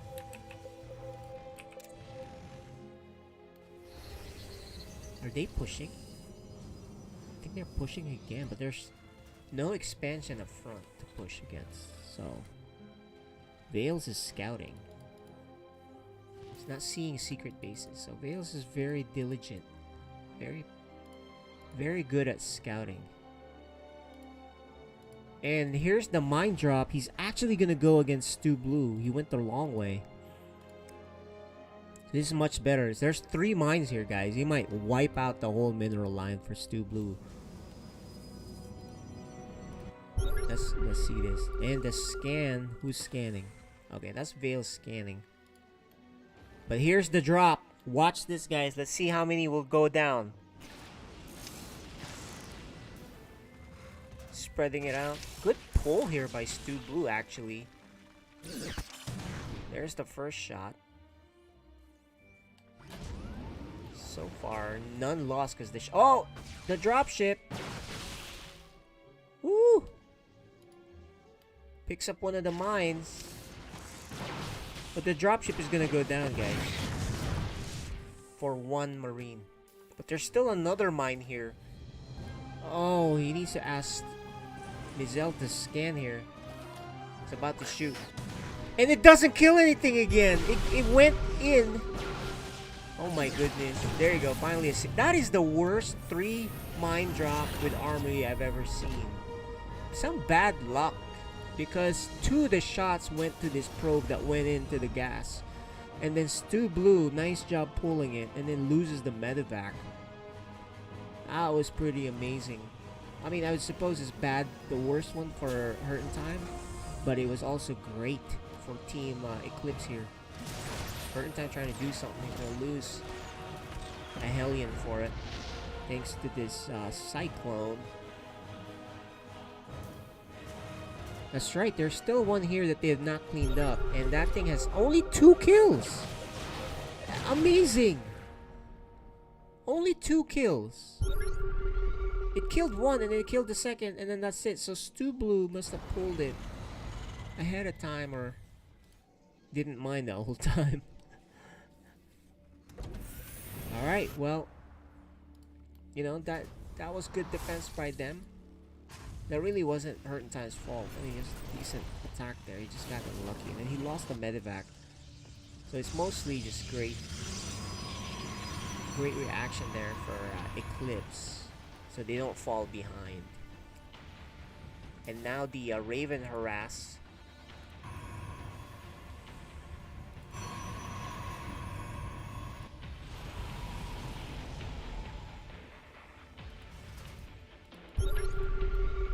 The scan will see Mizel's mine, which Hurting Time's Viking. Supply wise is pretty good for Hurting Time and Vales, but you know, if they had a better mine hit there, better attack, they'd be pretty good supply lead, especially over Stu Blue. Suffered the brunt of that. Right? Stu Blue has three bases already. DLS Mizel's falling behind in bases. There's some pinging here going on, but I'm not sure what that means.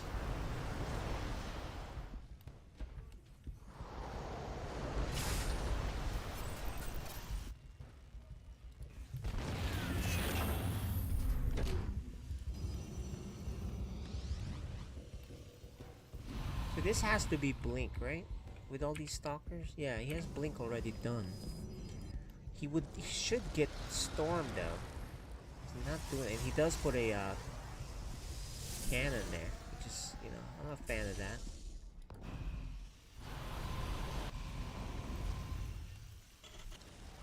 I suppose Stu Blue is just gonna focus on gateways with double upgrades, but I really think he should get Storm or Colossus. They won game 1 though with that. Oh,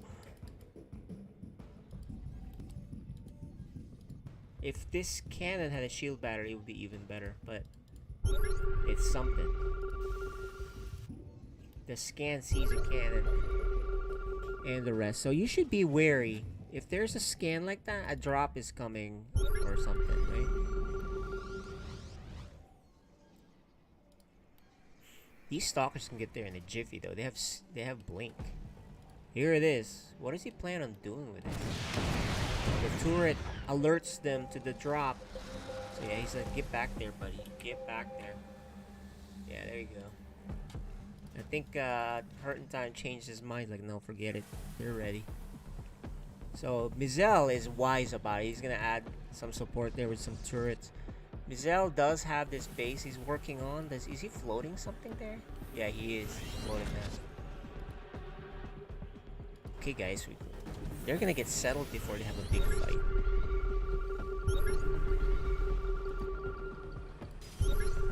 Lots of scanning. They know the expansion now because they see Mizel's SCVs on. There's an expansion here on this side, so they know that. Valhurt is playing this pretty safe. Team Eclipse is pushing them to the limit. And more gateways here for Stu Blue, who's finally going to add Robo while constantly upgrading. He has charge now too. Vales gets the gold with Hurtentime spotting for it with his barracks.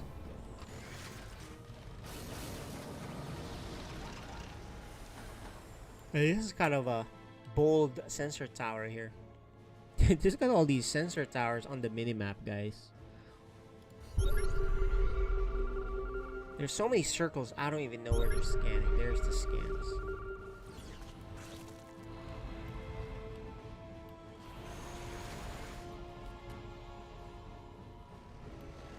Vales has a huge army. They really need Storm. If they had Storm, I'd love this for Team Eclipse, but they don't have Storm. They do have a lot of Ravens here. And he shoots his armor missile. Is this a fight that's gonna regret it for Eclipse? Or what? Yeah, that was not a good fight for Eclipse. This is what I was saying. They don't have no AoE still. And now they just don't have anything. That's it, guys. There's only one tank here. This base is gone. There's no hope in stopping this army.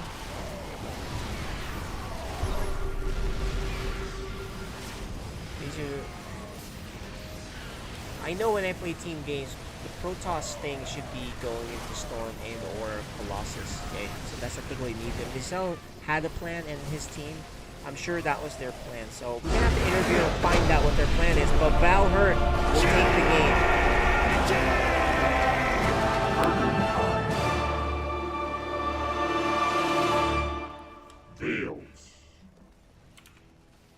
Alright, let's go interview these guys.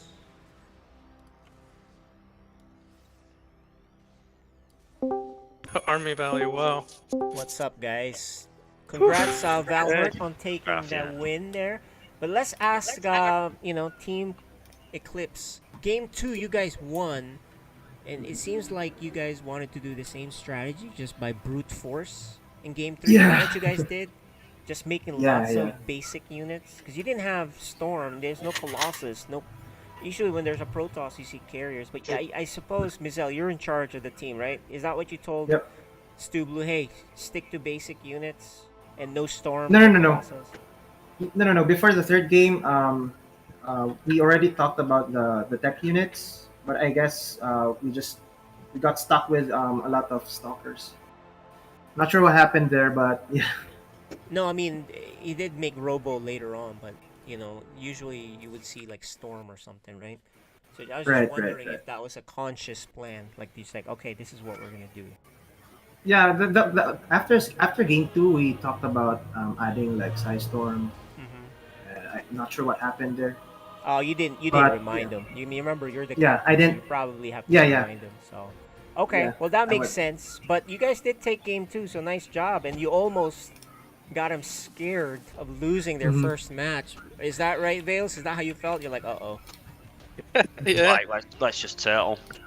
Let them come to us. We'll just out macro them. Her and Time giggled there. What's up with that? What did you think? Yeah, well, game 2 worried me. I mean, there were just so many stalkers. Like in game 2, when they attacked our expansions and killed us, I was like, okay, well, let's just turtle in. And I had so many tanks by my planetary, and they still were just plowed through there. I was many worried. units.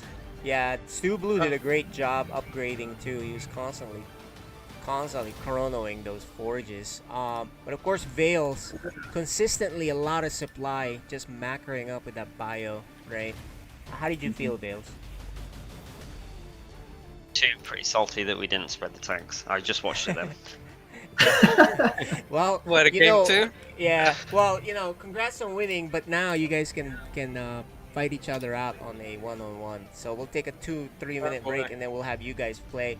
And Stu Blue, Mizel, we'll see you guys next time. Nice try. You almost did it, but you know that's the cool thing about 2v2s, right? Yep. All right. Good job, Steve. game. See you guys later, and we'll be back with Vale's Hurt and Time right after this. Alright. GG.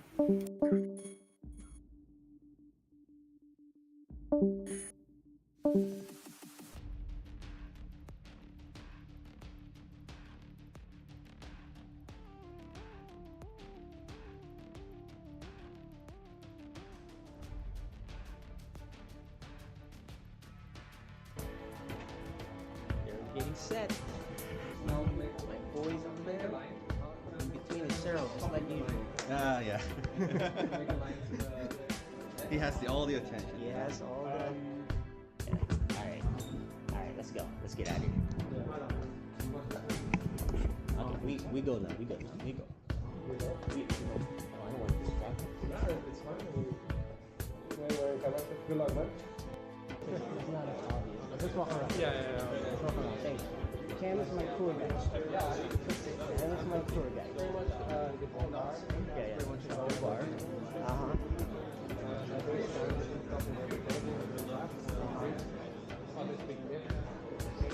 Yeah.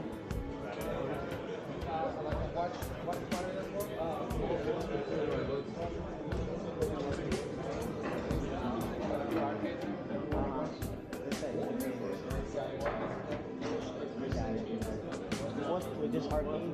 Yeah, it's just arcade. There's the bathroom on the left. Right there.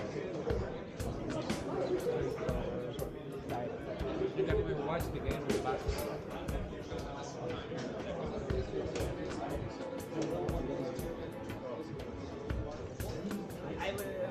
And here sometimes they put the pro gamers to play with less fun. For example, BK play with kitchen. Yeah. Against the large fun. Yeah, that's where they Yes, you can play here. that keyboard. Yeah. Where's the Russo sitting? I actually. There you go. Ooh. Yes, I had it in my pocket, but it didn't work. It's not good. You get shot. walk around with the camera.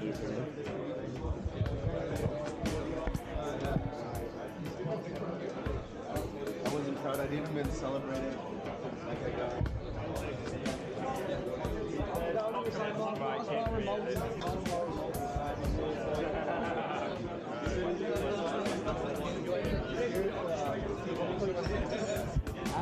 Yeah, I don't want to butt in there though. Well, that's the door if you wanna go in. But yeah. Mexican. USA too. Let's look at this kitchen. Wow.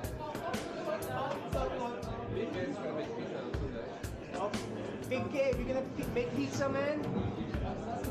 Yeah, on Sunday? See you, man. Yeah, I'm just showing the infamous kitchen. Hey, Dennis. Hi. Good to see you. Good to see you. That was Awesome good. place.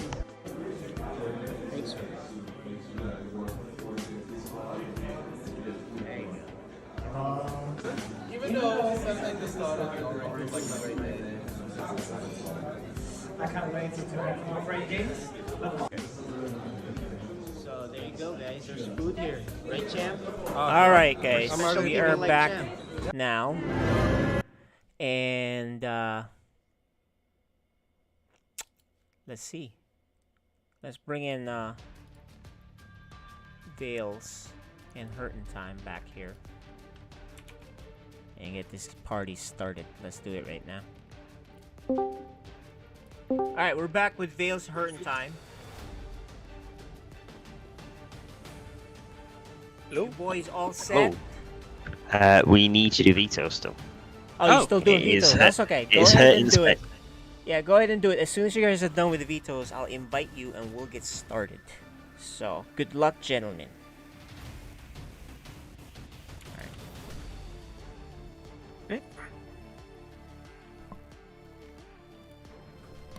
Forgot all about the vetoes. And so we'll go. What map do I not want? Don't really matter. That one. That one. Alright, they're doing their vetoes. You can hear them chit chat about their vetoes. So, Stargazers is out. Waterfall is on. There you go. They're done with their vetoes. Let's go talk to them. Alright, guys. Vetoes are done. Good luck. Have fun. We'll see you on the other side. Alright. What map? Alright, Vales Hurtin' Time. We're going to start off, as mentioned here, with their map selections that, as I shown earlier, not mentioned. Cosmic Sapphire is game 1.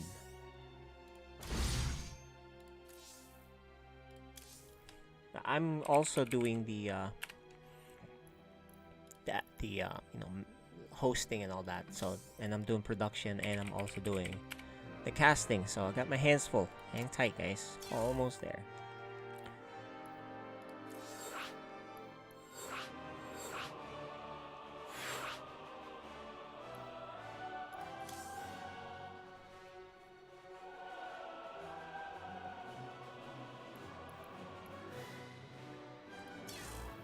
So I think West would be good for these guys because they're in the UK and San Francisco. So let's invite them and get this game started.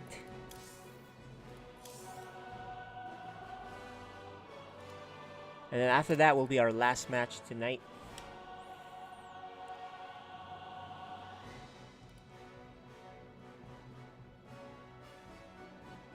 This is a TVT.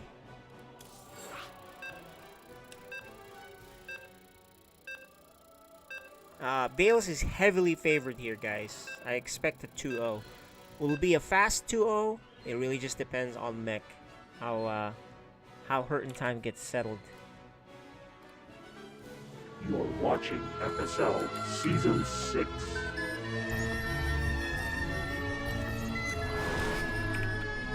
Alright. In the top left. Hurtin' Time. And bottom right. These guys are teammates in the 2v2. They are teammates in the 2v2, guys, so a little intra-squad bragging rights thing, but you know Vales is heavily favored. In the FSL, he is undefeated in his matches. He's only lost one map, I think, or maybe not even a map. I'll have to check.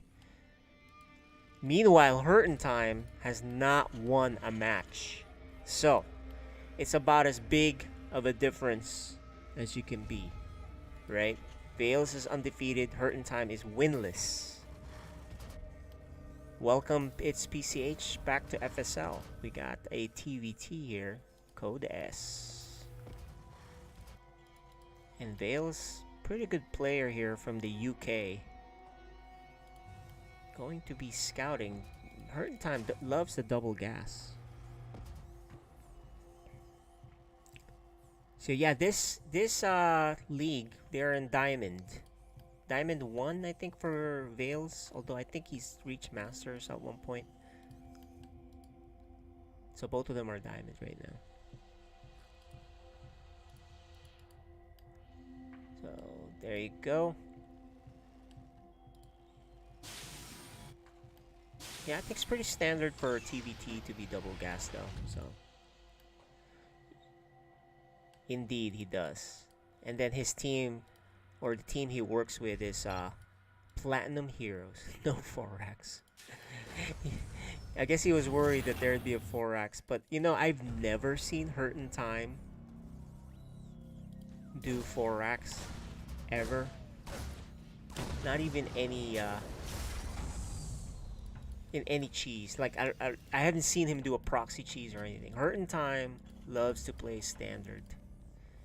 In a league like this, you know, people take that to use that to their advantage. If you know your opponent won't cheese you in such a way, there's so many things that you don't have to worry about.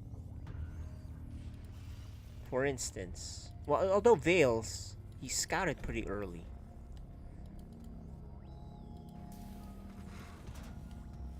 Is it early though? Was it early? I thought it was a depot scout. But Vales is a careful player as is, because he is the favored player, right? He's undefeated. And we got the action.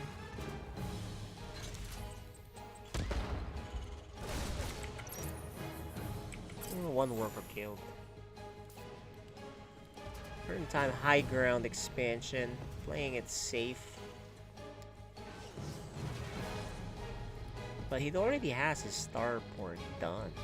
So that's, you know, he got double gas pretty fast. Ooh, 2 Reapers gonna cause problems. The Hellion is not done yet. They can't really bust through this. Not enough firepower.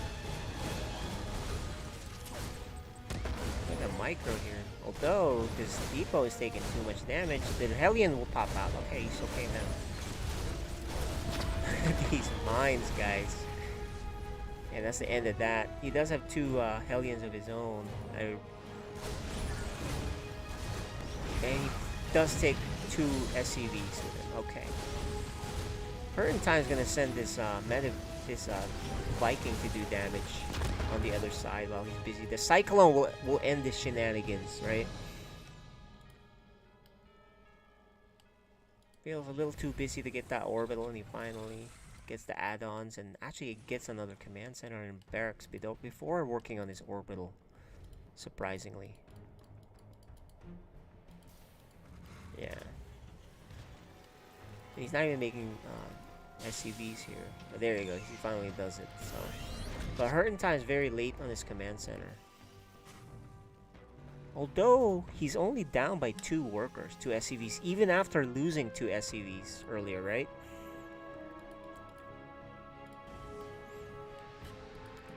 There is the Liberator.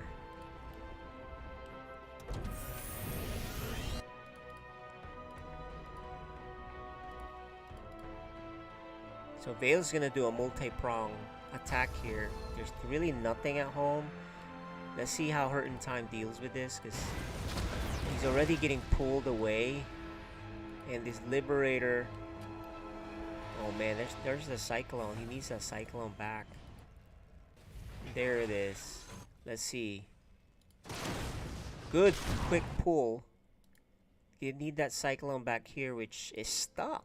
Is he trying to get it in there? What's he gonna deal with it? Viking? What's he doing? He's not even making a Viking. But lucky for him, Vales does move out.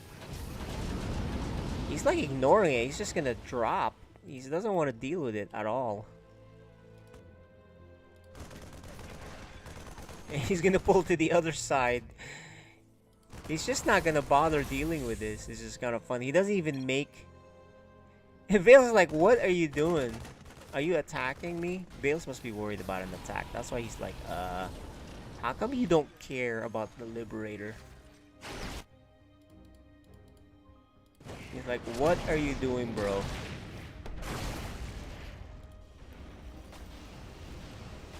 Is there a tank here? There is a tank, so this will force a lift off. But there's a Raven here. He's gonna disable that guy. Or do the auto turret. Oh, that's a lot of damage. Hurt in Time just chose to ignore the Liberator. And eventually he does kill it with this Viking, but that was just too much damage, guys. There's already a third command center here for Vales. He's got the army lead and the supply lead for workers. And he's just going for the kill. Yeah, this game 1 is about to end.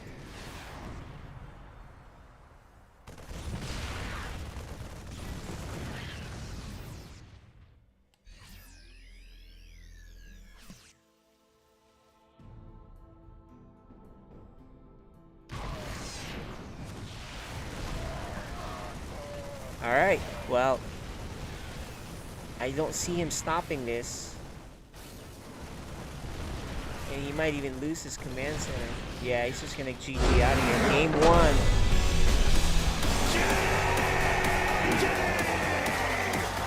Goes to Vales.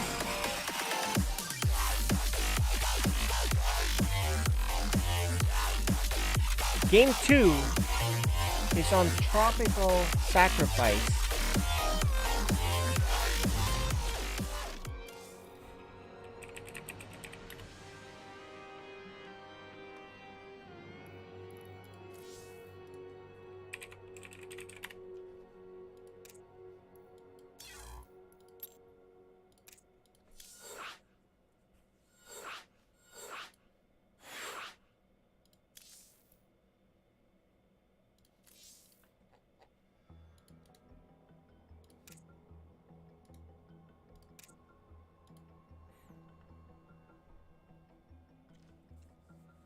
We're gonna have to ask Hurt in Time about the Liberator.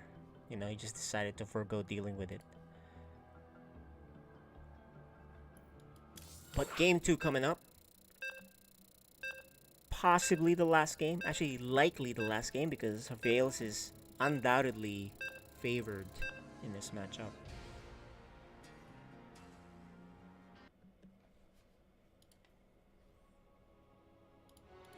You are watching FSL Season 6.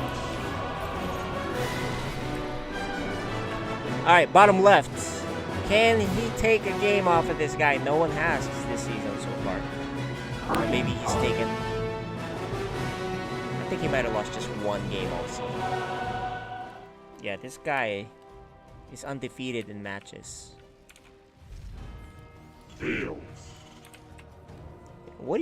It'd be a time for Hurt in Time to pull the upset and steal this match away from Vales, right? Because Hurt in Time has not won a game. He's winless.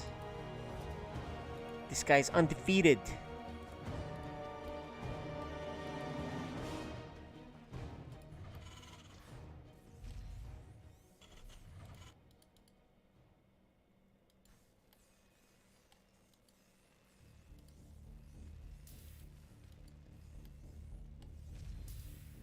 After this, guys, we're gonna have this special match, the final match of the night.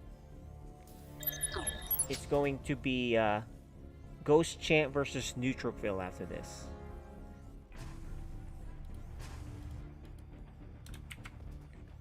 That should be pretty good because both players are pretty good. Protoss versus Terran. I don't know who's gonna win that one. It should be a pretty close match.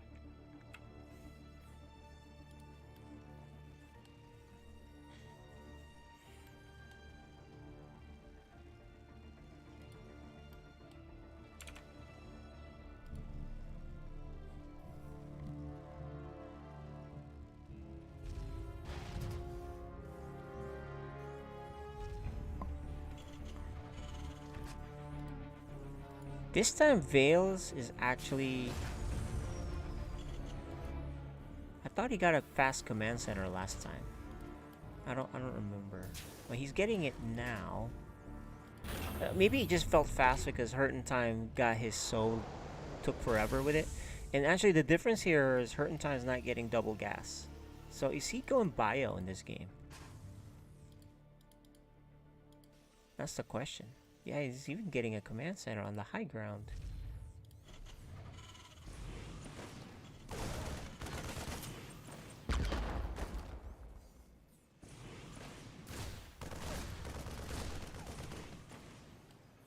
Yeah, he knows.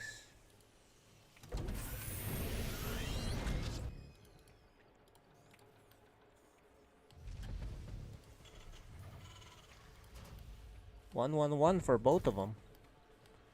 1-1-1 being one barracks, one factory, and then one starport. Oh yeah, both of them doing that. But Hurt in Time is skipping the Reaper phase, getting straight to Hellions and getting lots of Marines.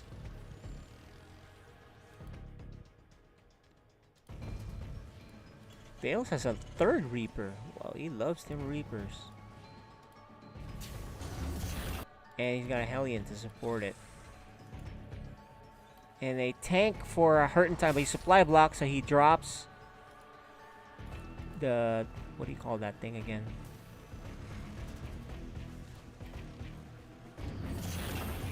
It's like the supply drop that they do. I forgot the official name.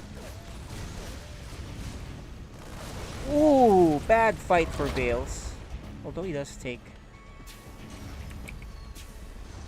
one Marine, one Reaper. Oh, he could have blocked this from landing. And of course, that doesn't scare him. He makes the... This tank can take you guys. Yeah. Veils, why is he fighting?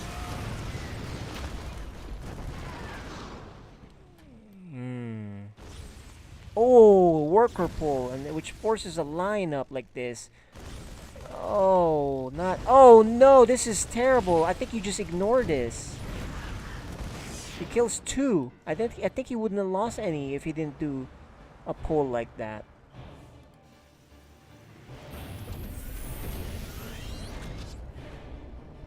Because they line up. When you pull it like that, they all line up and the shots are effective.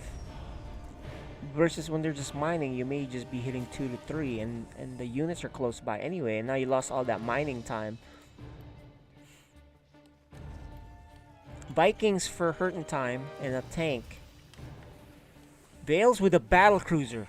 Oh, this is actually decent for Hurt in Time. He's got a Viking already out, 2 more coming, and actually Hurt in Time is going mech.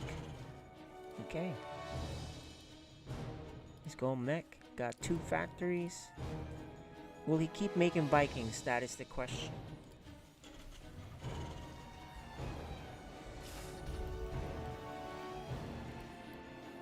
Veils is pretty much bio, yeah.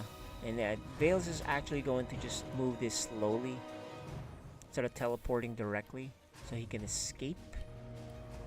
Oh, he was supply blocked! My goodness. Oh, no, he wasn't. Sorry. Those are the 4th and 5th Vikings. So, okay. I thought it was just one Viking this whole time. He was supply blocked. Nope. So he should be able to kite against the battle cruiser.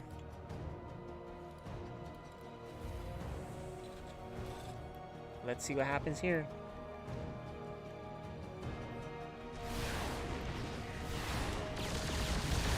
not running back. He's not hiding.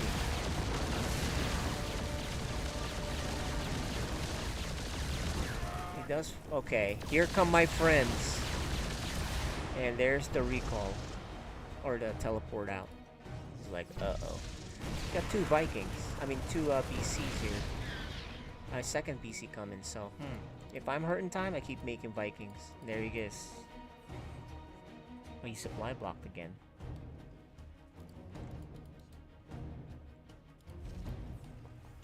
Yeah, this supply block's killing him, man. I have to do another. Yeah, look, it happens pretty often that he's done the 2 supply repo energy use right here. He's done it twice already, which means that's really his Achilles heel.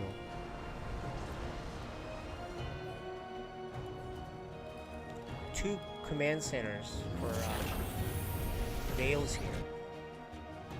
Double BC, lots of Marines, but there's lots of tanks here, so all Hurt has to do is keep producing Vikings. He's not grouping them together just yet. But this is 2 VCs, man. That's kind of scary. There you go. He doesn't actually rally either, so the scan doesn't reveal much. SCV ready. Got a kite, and he is kiting. One of the VCs is gonna go down. No, he pulled away before he killed it. He could have killed it. And now he's fighting a full health one. More Vikings being made. Not out yet.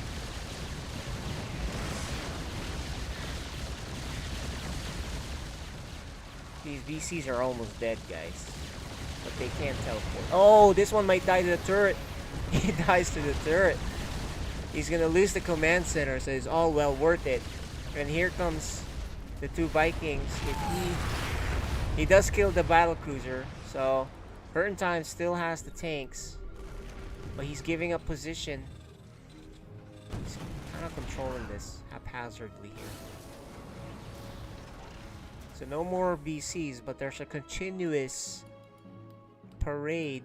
Not a giant parade, but it's a parade nonetheless. And also air support. Bale's gonna back off a little bit. He did kill the base. He has 2 command centers. He's gonna land bases 3rd and 4th. There's no need for him to take risks. So he's gonna back off a little bit here.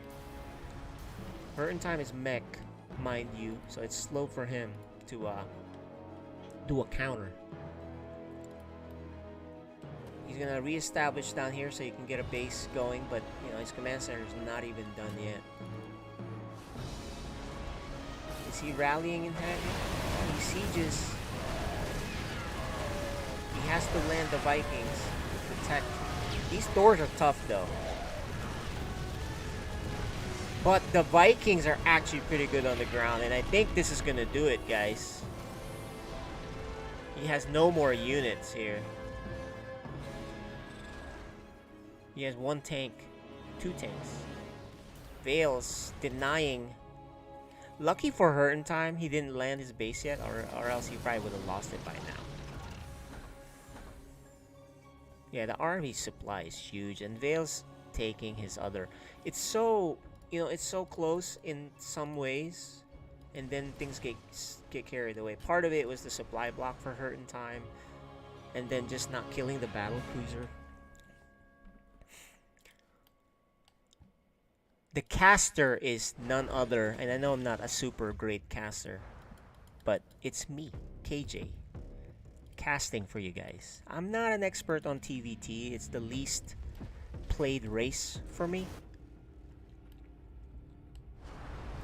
Our normal casters aren't here today, so I'm the backup caster, which means I cast when no one's around, and do production, and do the streaming. And the observing too. So we're very short staffed today that I am doing it. Very short staffed. It's really tough.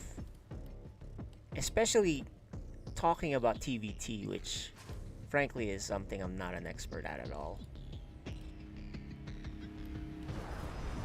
Yeah, so far tonight it's one-man show. we do have a big amount of games tonight. So one more match tonight right after this, which should be a good one. This one was not bad. You know, Hurt in Time showed promise here, but the supply blocks and just, you know,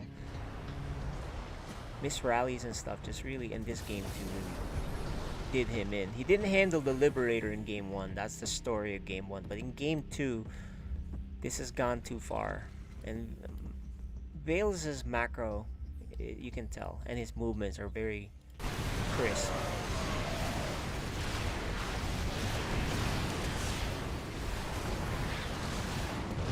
He needs to prioritize killing this Liberator. And he doesn't kill it. Oh man, I think he's been done a while, right? Look at the supply. Bale's just being super careful. Stim to win at this point, right? He has the air control. Yeah, the Viking priority, he didn't do the right one. He needed to kill that Liberator first, so.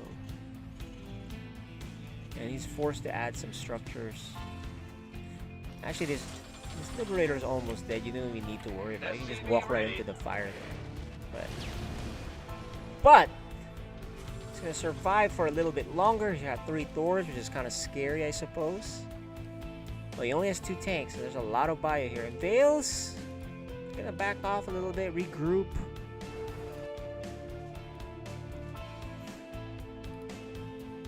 Oh my gosh, so many command centers. And he's getting nukes, so yeah, he's just gonna finish him off. The nuke. Oh, you can see the ghost. Nuclear missile ready. He kills that. And then the big attack. As a finishing touch. The nuke only kills 3 workers, but doesn't matter. Here's the bigger nuke. There's nothing for it to kill. That third nuke may not have anything to kill either. He kills his own units with that nuke. And this should do it, guys. Game 2 is going to be taken by Vales here as expected. But decent showing in game 2 for a first time.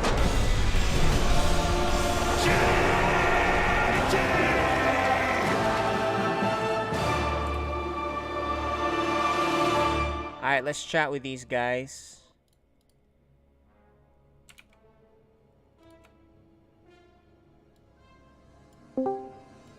GG's, gentlemen. Let's start off with Hurt in Time. Game 1.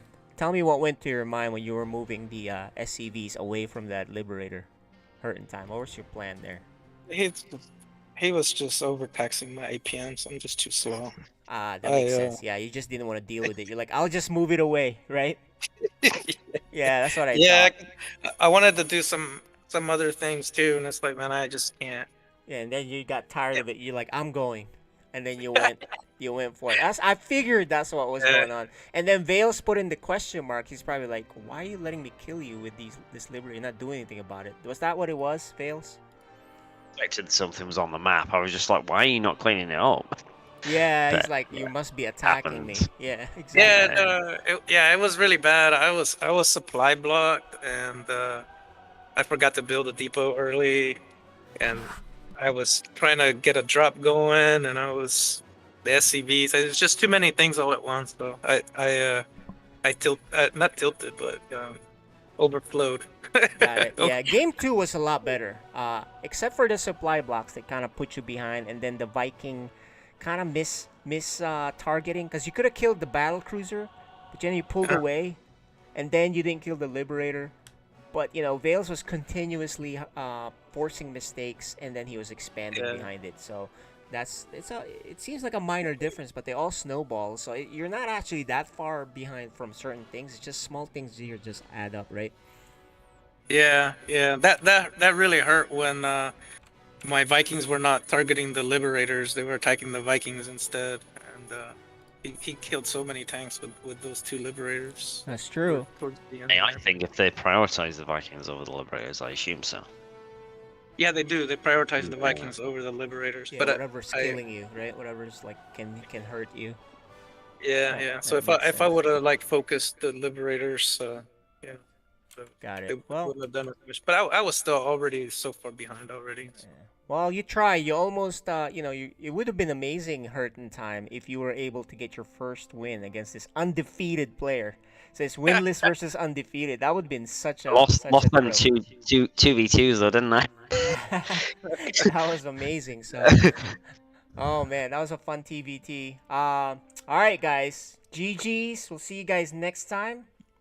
Thanks. See Dot Menace on Friday. That's right. That's a big GGs. one. Good luck. Good luck. Bye. All right, bye-bye. All right, guys. We're going to have the next game. And it's going to be a doozy. This next game has an undefeated... Is he undefeated? I'm sorry, I keep I keep saying like records, but then I'm not even 100% sure. So, you know what we're gonna do? We're gonna go to Liquipedia. It's in there, guys. If you guys are interested, it's there. Code S match coming up, and the Code S match Ghost Chant versus Neutrophil. So 4-2 and 5-2. So they're in the playoffs. They're playoff bound. Let me just show that bigger there. Yeah, they are playoff bound as of right now. Neutrophil versus Nihilus or Ghost Chant. 4-2, 5-2. Protoss Terran coming right up. So we'll be back in 5 minutes to start that. Or maybe less. Let me just make sure Ghost Chant hops on, and that'll be the last cast for tonight, guys. So we'll be back later. A couple minutes. So there you go, guys. There's food here, right, Champ? Hello. For special people like Champ. Yeah. They have a kitchen and they make some good stuff. What do you got there? What is it? There's like chicken. There's like Asian stuff with meat. Good. Lasagna, rice, there some you go. green stuff. Not as good as Gabe's pizza, though. Nothing compared to that. Nothing compared to that. Shane, what's up? There you go. Straight from UK. UK gaming. That's right, UK gaming.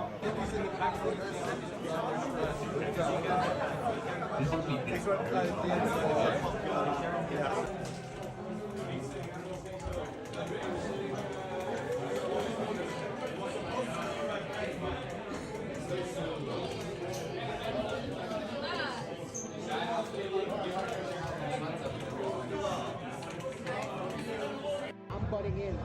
I'm just joking. Nah, yes. I know. That's the famous logo. Lots of fans are warning. What's up, guys? Before we start.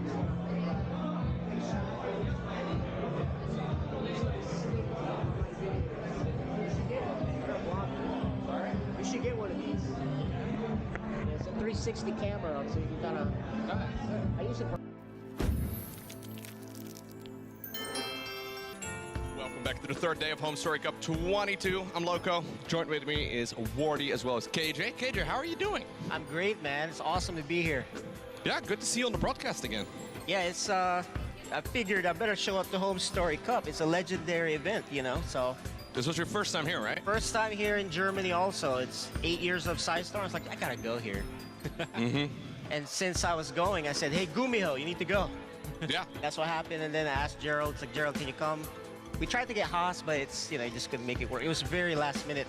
Yeah. But I'm glad both of them made it to play today, because today was when I arrived, so. Exactly, yeah. For those of you unfamiliar, the owner of Sidestorm Gaming, right? Yep. It's freaking cool, man. Yeah. Cool. Like, you've been around for so long as well at this point. Like, it's. I can't believe it's been, what, 7-8 years, man, of SC2 love, right? Yeah, so. I want to show you guys something cool. I gave this to some of the special supporters of Sidestorm, right? So we made this, I don't think you guys can see this too well, but it's the Sidestorm. It's like a coin? Yeah, it's a coin, and behind it, you guys can see, it's Gumiho and True when they won GSL and Oh, DreamHack dude. for us. That is actually so sick. Yeah, so we have a few of these, gave these out to the players, of course. Huh. So I'd only seen the other side of it. Oh, yeah, here. That is There you go. awesome. Yeah, I was debating giving this to Gumiho before his match because, you know, I was like, I don't want to distract him, right? So, but I'm glad he made it through. That game was so nerve-wracking. I was watching behind him, sitting with Beyond, and they're all talking. All right, guys, we're back for the final match tonight. You guys were watching. That was, in case you were wondering, that was the Home Story Cup. I was there last Germany last November. But our game tonight, the final match, right there, Ghost Chant Neutrophil. We talked about it enough. They're here. Let's go bring him into chit chat. You can see him on the camera. So welcome Neutrophil and Ghost Chant. How are you guys doing? Hanging in here. Hanging in here. Yeah, you ready for this, Ghost Chant? I think you've been looking forward to this match, right? Yeah, I've been kind of looking forward to it. Got it. Cool, cool.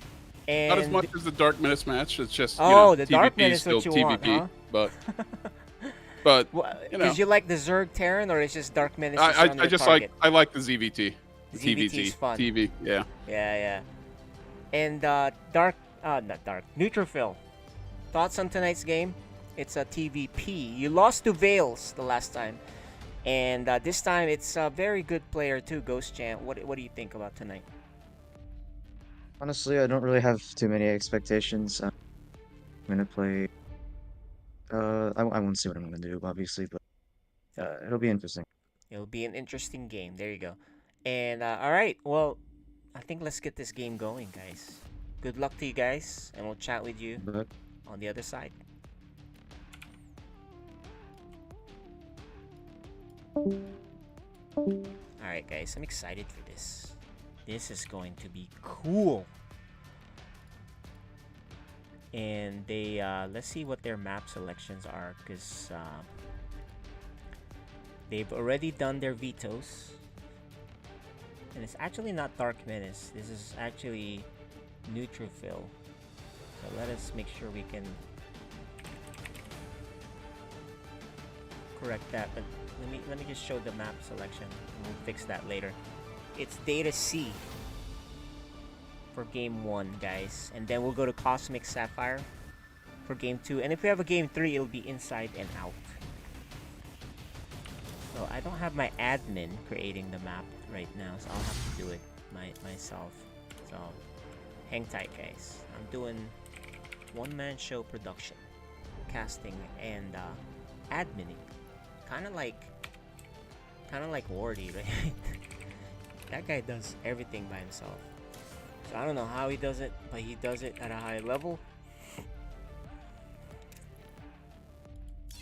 And it's gonna be this one. I think a lot of people are looking forward to this match. We're finally here.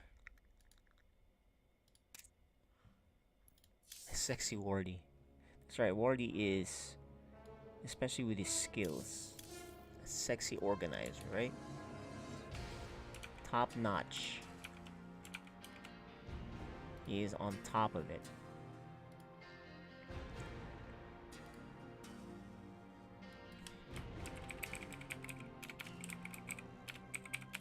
Alright. Let's go get this game started, guys. Let's see if they're ready. And is he ready? Waiting, making sure they're both ready.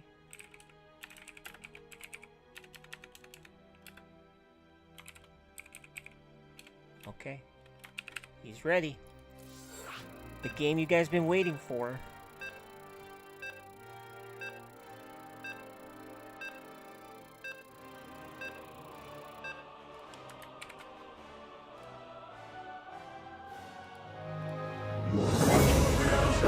Season 6.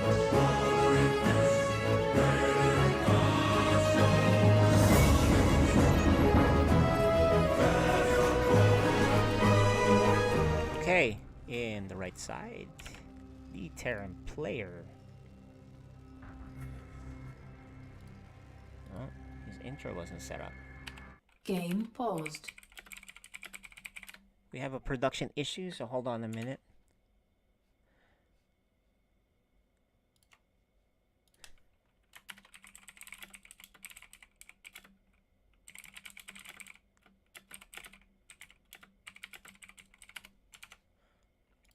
Yeah, so we didn't have their intro, so...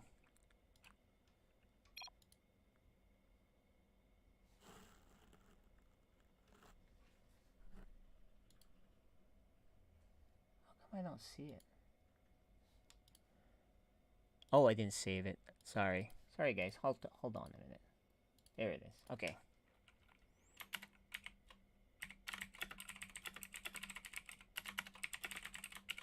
Alright, we're gonna get started. Game resumed. Alright, let's do that again. The player on the right side, the Terran player, he deserves an intro. Ghost chant. There you go. I mean, FSL is important. Intros are important. On the left, the Protoss player. The intro didn't work, but I'm not gonna stop this. I'm gonna fix it on the fly.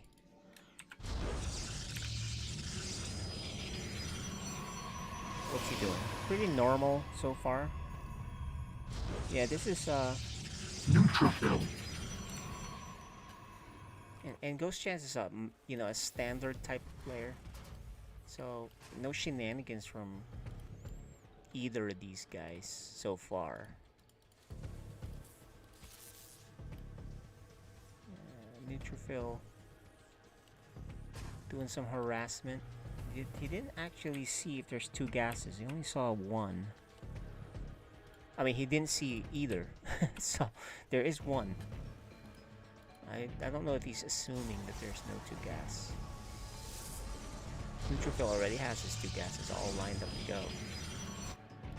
Neutrophil.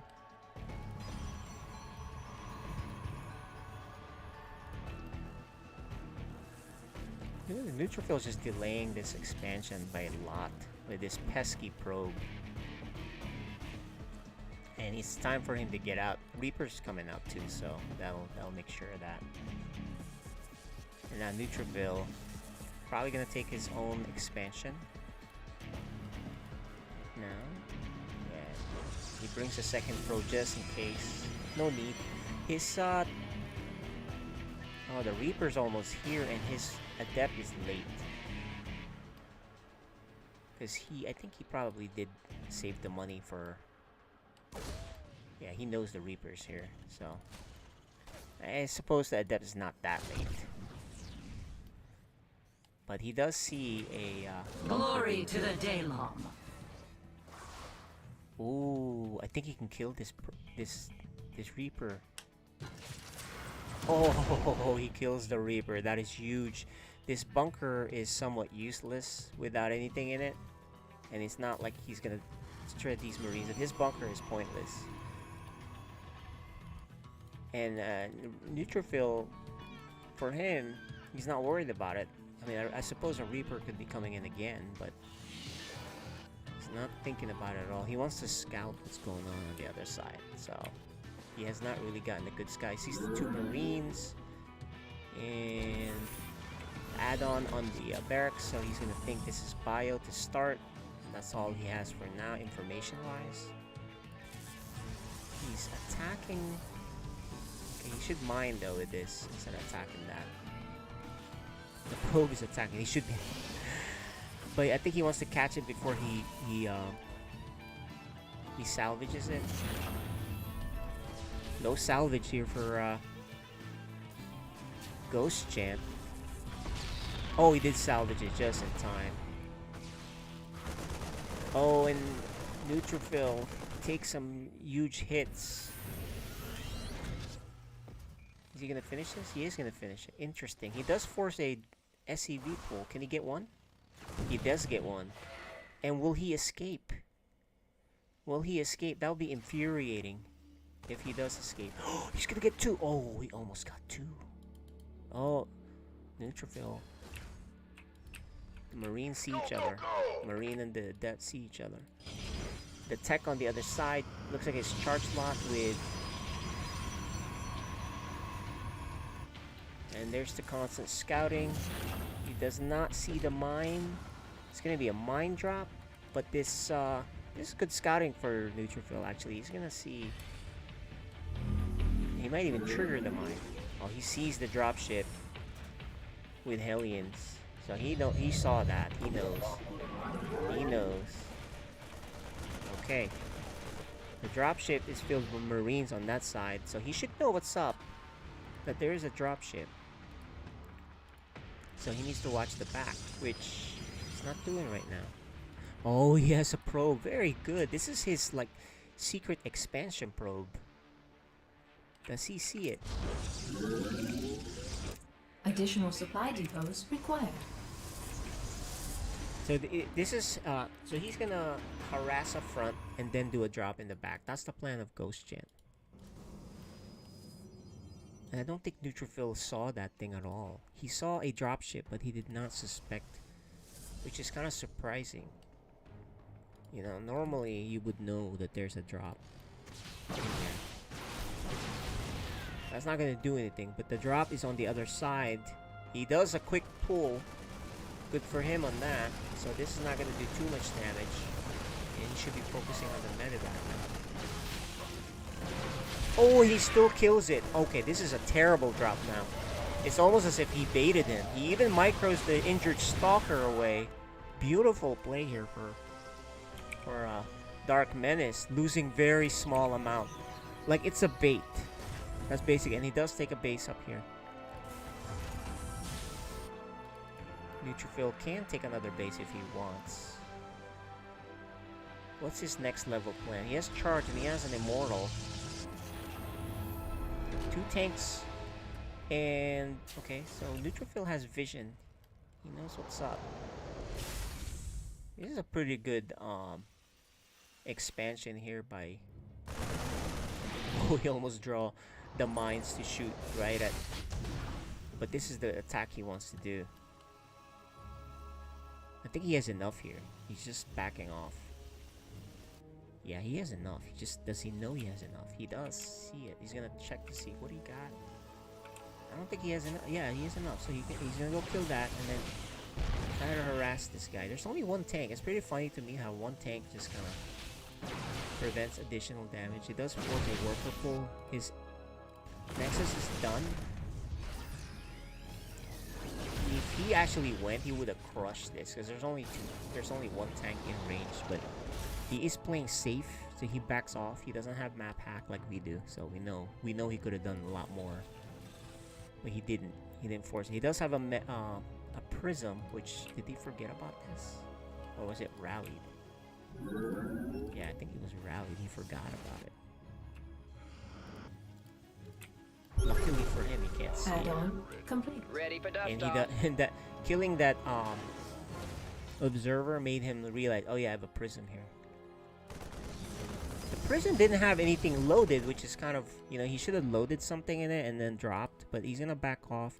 He does have a mining base, but he's already far behind here as far as workers, right? Because, you know, Terran's already been mining here. He could have had a fort base, which is suspicious. So if Ghost Chant sees there's no base here, he's gonna know there's a secret base. There's no Protoss is gonna do that and not really attack and do this little poke that he did. So Ghost Chant is a smart player. He should know. Storm is being researched by Neutrophil here, and Ghost Chant, yeah, he suspects.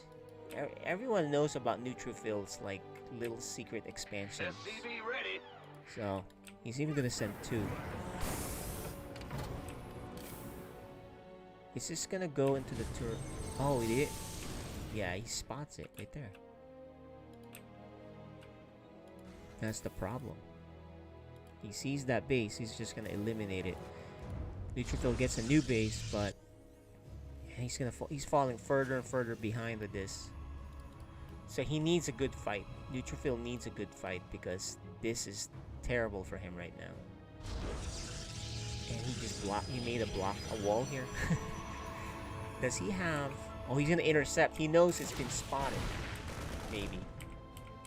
He does have blink and charge, so his army is pretty good, honestly, if he just takes a fight. But he doesn't take a fight. That's the problem. He's not taking a fight at all. Oh, this is an F2. Ghost Chant F2. So this is gonna mine a little bit longer. Neutrophil has a new base. Neutrophil is gonna transition to possibly Colossus. He's got double Robo. Neutrophil has army here too, and he has a med. He's trying to do a drop, but he really can't.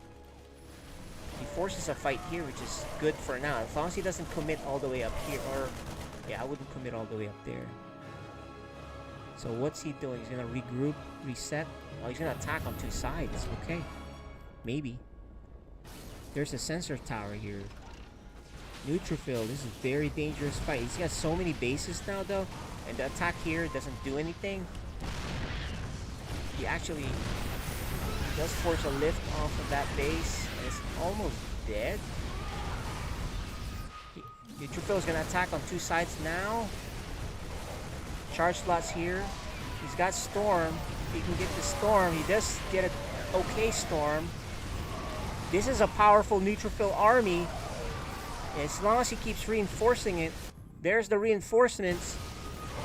I think, did Ghost Chant get too greedy with these expansions?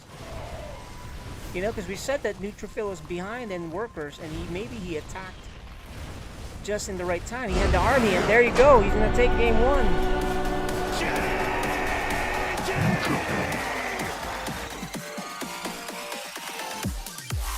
Yeah, he was behind, guys, in my opinion, but he took really good fights there, and that's really what matters. So, yeah, that was pretty interesting. So game 2 is on Cosmic Sapphire.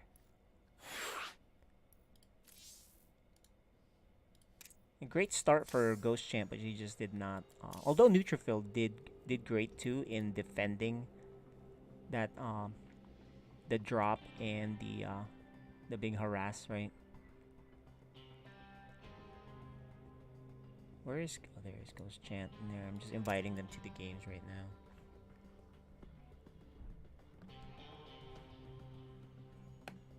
Yeah, Ghost Chant needs this game so we can get a game 3.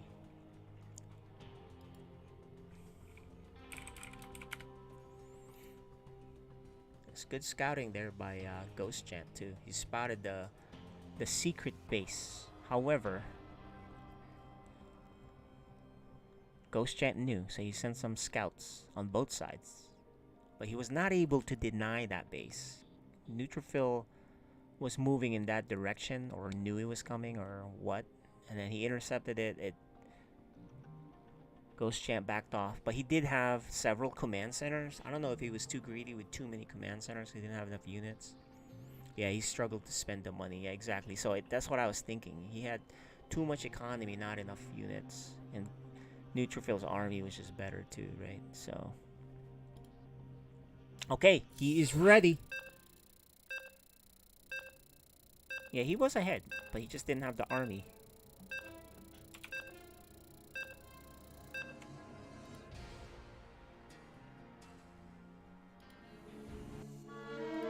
You are watching FSL Season 6.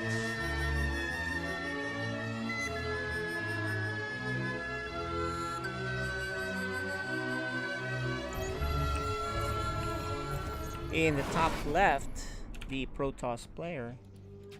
Neutrophil.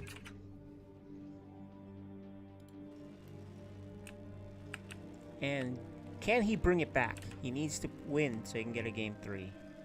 Ghost Chant.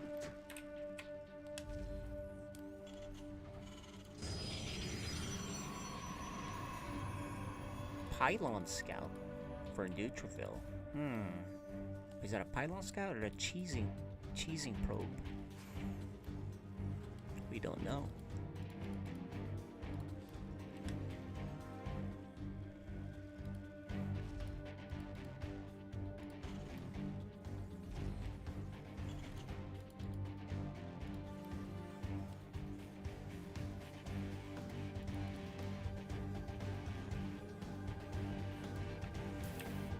This time he's gonna go in to see the gas situation here.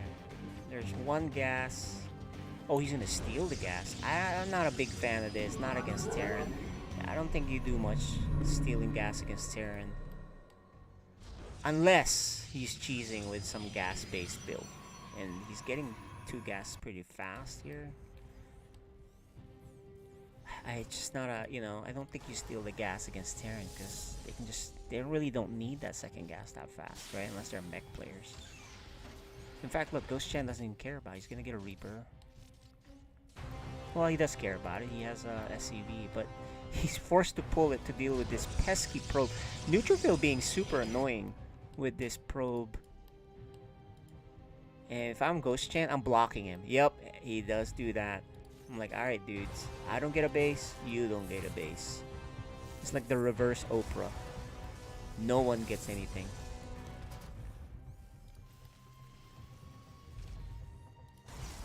So now Neutrophil, with that extra money, is gonna make a second gateway. A Zealot to finish out this. The Reaper's here. He's gonna look to kill a probe.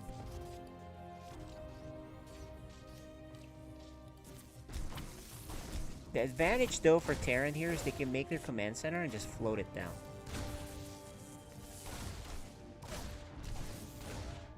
The Stalker is here now. Ooh, did you stay too long? You could die. Oh, he didn't move it out! Ghost Chant! Oh, and he didn't micro that. Neutrophil could have killed that. He didn't micro it properly.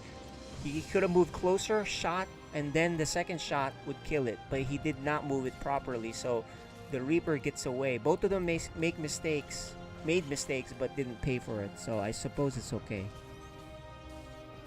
Yeah, he forgot that Terran's building fly, so this doesn't really do anything. But I suppose it's a scouting thing, just being annoying. Did he forget it? I don't know. I mean, he should know that. But the Reaper is gonna scout the tech here. Neutrophil knows there's a Reaper still. He just was not in position. But he's sending the Zealot here. The Reaper, did he get anything? No, still no kills. Good micro here for Neutrophil here.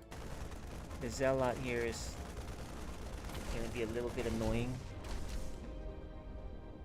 But the Marines are gonna push it out.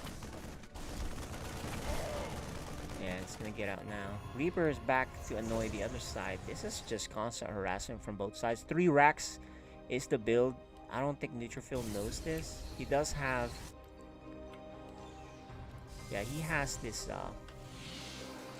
awesome sentry that you can do lots of stuff with, including scout with Hallucinate Phoenix. And on cue, he is going to scout the 3 racks. You have to know.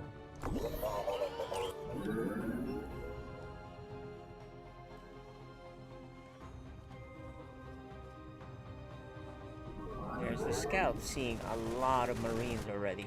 So he knows it's dealing with 3 racks. It's making it immortal. I wonder if it'll go Storm or Colossus. No Twilight yet though, so he's gonna deal with oh, there's a Twilight. Sorry, I missed that. So charge. Oh, he better keep making units though. He's like super safe with he's playing super safe with double shield battery. Did the Reaper see the double? Yeah, he saw at least 1 battery. But typically this is where Protoss can and should be taking a 3rd, which he can't because he's scared of this push. So I don't know if that's because he got delayed quite a bit with his expansion too. But this is going to be a very scary bio army. Look at him. He's pulling a lot of Marines here. Neutrophil is in a good spot here to spot the move out. And there you go, the expansion attempt by Neutrophil. If I was him, just take a normal base. Where is that observer? Did it die? No, he's here. He sees it all. The Reaper, where did the Reaper go? There it is. The Reaper, did he see the expansion? Yeah, he saw the third.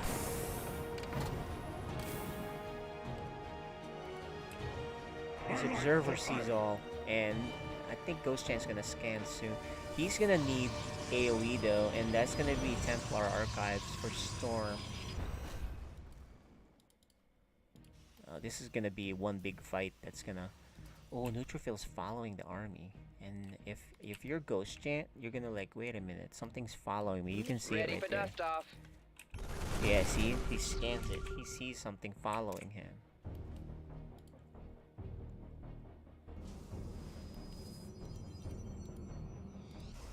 There's the Templar Archives. He needs that storm badly. The sooner the better. This is a good timing for the expansion. He kills the Reaper. Nice job. But the Reaper... Oh, because he has charge. And he even gets away. Oh, oh, here's the fight. Who wants to fight? They want to fight. You know, the bigger this bio army is, the more dangerous it is. Gonna need that storm. He still has not... Oh, he forgot. Did he forget about his Twilight? I think he forgot about the Twilight. He's not upgrading. There it is. He finally upgrading it. But this is where you actually warp in the Templar so you can get energy. And that's something that he should be doing.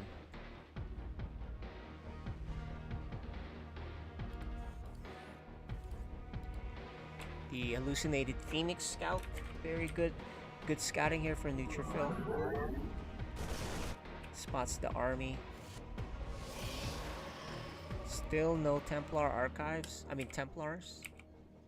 Yeah, still no Templars. He should be warping that in so he can be getting energy. Yeah, there's no Ghost, but it's kind of early for it for him unless he was going fast at it. But he just has no Templars. He should be making it. It's a big drop for Ghost Champ. Does he have Blink? He doesn't have Blink, so these dropships are going to be a pain in the butt for him. No Templar still. Yeah, it's been done. He just forgot the Templar. And there's going to be a double attack here, which will probably pull him apart.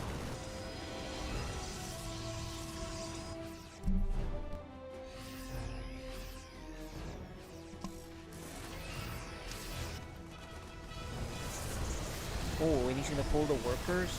That's not advisable. Not against this. This is terrible.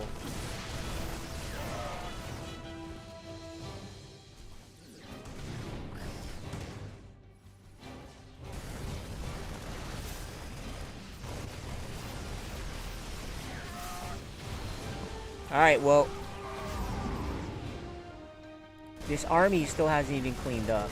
So I think this is GG. He has to go kill this base and then clean up this army because he's lost 37 workers. In fact, I think it's probably done. And he's dead. He didn't have any Templars this whole time. He would have had it and he would have crushed this. So that's a mistake by Neutrophil. And yeah, Ghost Chant is too good of a player to throw this game at this point. 37 workers. He did kill 18 workers here, but that's not enough. I mean, he still hasn't even cleaned this up, so he has no money for anything either. So there's finally some Templars, but too little, too late. He could have made that a long time ago. That was the big mistake.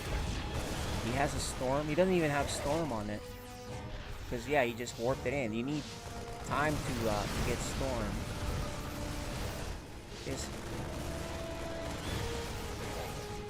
He has storm now. He's saving the storm, I think. So yeah, he's saving the storm.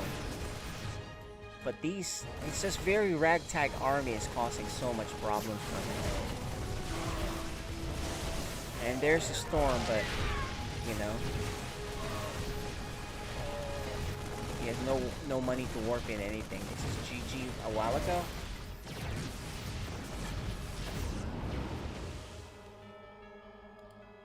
Yeah, because it's just continuous production for Terran. He hasn't even cleaned this up. This should be priority, but he is trying to do something on the other side, but it's just mathematics at this point. We're gonna get a game 3.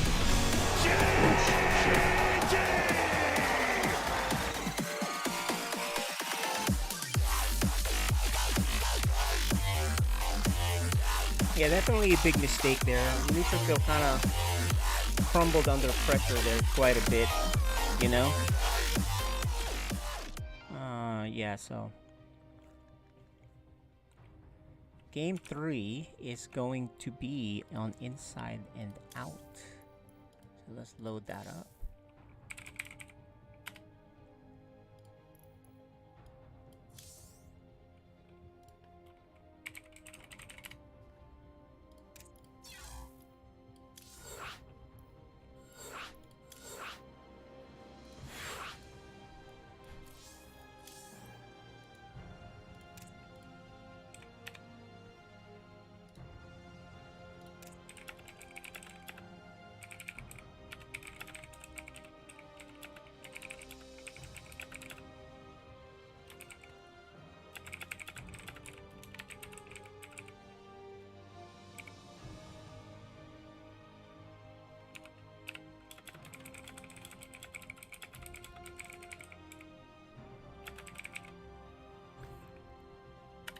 Alright guys, Ghost Chant needs a little bit of time. But yeah, game 3 is on inside and out. Let's take a look at that map while we have a little bit of time here. And you can see it's not a big map. If you notice, guys, we're playing with the previous lather seasons maps because we haven't, you know, we want to finish off the regular season on the regular maps. So we may do the new maps in the playoffs. So just FYI, that's what's going on. But yeah, look at this map. It's not a big map.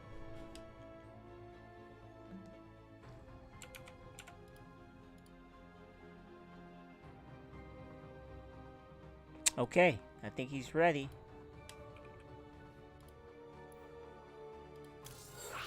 This is it, guys. Final game for tonight. For the final match. Who's gonna take this? We're tied 1-1.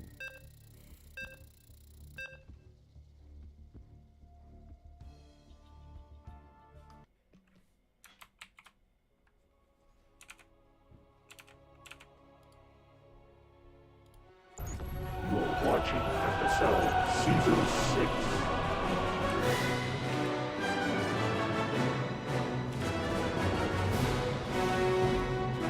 Neutrophil.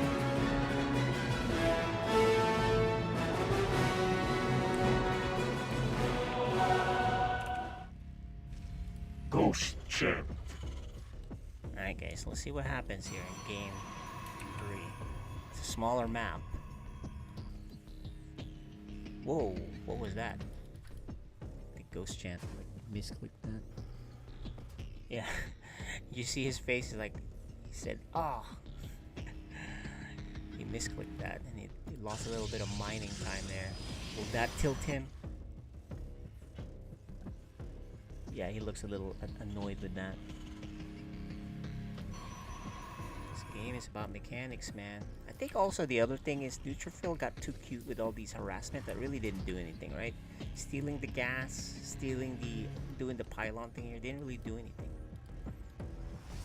But he had a chance to still win because his army was good. He just forgot the Templars. He could have warped it in. They would have had Storm, and he would have dealt with both fronts pretty easily. Or, as Vale said, he could have just rolled him over with Archons and just go because there's no ghost or whatever. But of course, he doesn't have map hacks, so he doesn't know all that. But you know, the big mistake there to me was the pylon, the gas steal, and then forgetting to warp in Templars the whole time.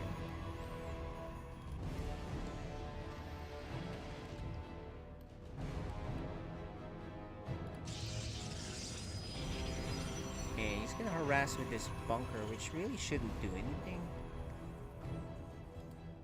This Reaper is trying to be annoying. Doesn't really see anything. His Nexus is a bit delayed. He needs to put down the Nexus. He's putting a second gateway and a shield battery. He suspects a proxy cheese, which we know is not there, by the way. So he's actually handling this wrong. He needs to get a nexus, and he's gonna get blocked. Yeah, this is a bad read. Oh, he shot the wrong guy. He needs to shoot this guy that's making it. Okay, there you go. That's another delay. He's got so much money. He's gonna force to use a robo, which will be scouted by the Reaper. Yeah, Neutrophil just, you know, not really responding to this properly. SCV ready. But, you know, he's not seeing... Oh, Neutrophil, a mistake here. He's not mining. These guys are just making so many mistakes. One has a wrist issue and the other one hasn't played enough. The Reaper doesn't see anything. I mean, doesn't see. He saw the fast gateway. This stalker just was not paying attention. He lost that probe by not doing that. Of course, as expected, bio for Ghost Chant with 3 racks, which Neutrophil has no idea of just yet. And this stalker is not patrolling the proper side, and look at this. Just not really aware, and he sees everything.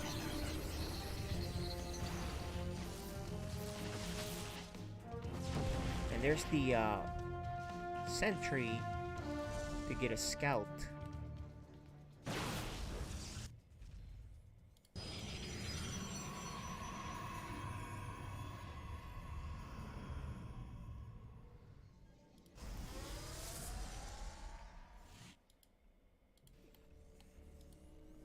I think he's ready for the drop because he's putting the depot there. He's ready for a drop attempt. Neutrophil doesn't have a drop prism yet anyway. He's gonna scout the same, pretty much similar build as the last time. Neutrophil gets more gateways, but not getting the storm. Right? He's really confident in making at least lots of units.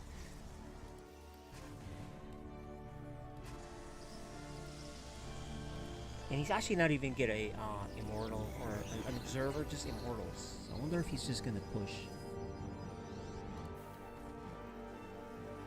Yeah, he saw the robo, so he was expecting a drop, but it's not happening, of course, that we see here. He even Neutrophil brings his observer with his army, even though he scouted its 3 racks. He should have sent that over, right? Neutrophil once again with the secret base.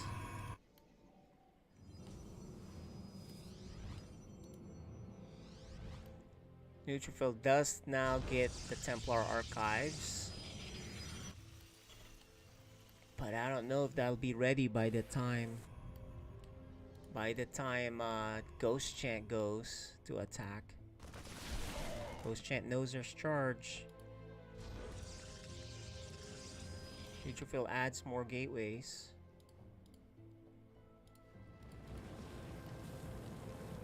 This Marine is going to find that other base, maybe. Yeah, Ghost Chant is watching for a drop. You see this? He is ready. He's like, go ahead and drop me. Neutrophil is ready for the big push, which isn't coming just yet. Let's see that storm. The storm is there. Did he warp in Templars yet? Still no Templars. There's a Templar. So at least one of them may have the energy.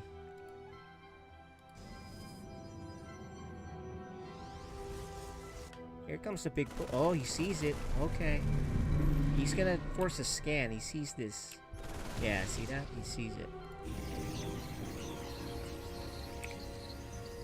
There's still just one Templar. Second Templar is coming in.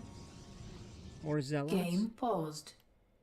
Okay, it looks like we're gonna have a pause here. Ghost Chant wants a pause.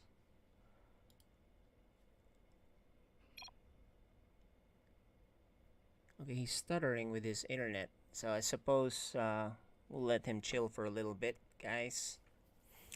The supply is so close. It's like 1. And that's because it is 1 Marine.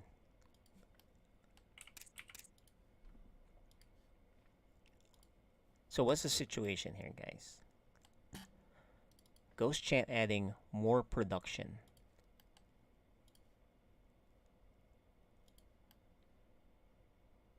Neutrophil is ready for a drop with these 2 stalkers, but normally 2 stalkers don't really do too much.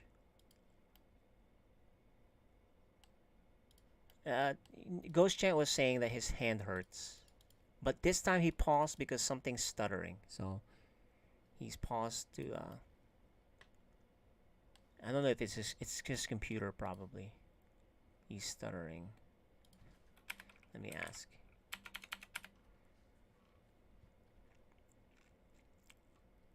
So yeah, we're looking at him and we're still in the same situation. So hang tight, guys, while we wait for this. This is a pretty tense situation. Okay, I think we're ready.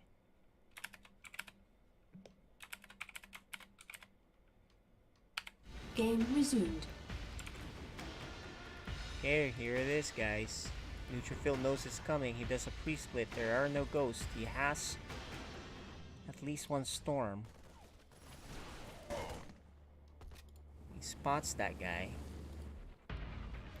He scans, does not see the Templar archives. Ghost Chant backs off. And he'll use that opportunity to expand. Neutrophil, what's his plan? Neutrophil doesn't have upgrades. And he's supply blocked. Oh, that's why he's putting in all these pylons. But you know, this army by Ghost Chant is not that good. If Neutrophil attacks now, he'll crush it. And the scan misses the storm, guys. This is bad luck for a Ghost Chant. He scans and he totally missed these storm, these Templars. Blink is now being researched. Neutrophil's gonna look Command to go crush center this. upgrade complete. Yeah, he's gonna look to crush it. Does he have? Where's his meta? Oh, there's the Prism, and he's also gonna take an expansion. So here it is. Ghost Chant does scan, kills the Observer, but here's the big attack. There's Templars here, guys. There are mines, though. Let's see how good this fight. Oh, good storm here. That scares off Ghost Chant. There's a few more storm and that comes in. And here's going to be a huge warp in, guys. He's going to force a lift off here. I don't see Ghost Chant holding this part here. But his sellouts are clumped. And there's the storm. Another great storm. And he's going to kill this base. Oh, no liftoff. He's going to kill the base. He's going to kill this Liberator. That army is puny. The rest of the army needs to go back. I think Neutrophil, is he going to reinforce or is he going to get out? He's looking to attack. Still. I don't know. I think you don't want to overcommit. He's overcommitting here. He needs to get out of here. He killed the base, but he threw away an army. And he loses that Archon. Game paused. And another pause, guys. Probably another stutter issue. Stop motion.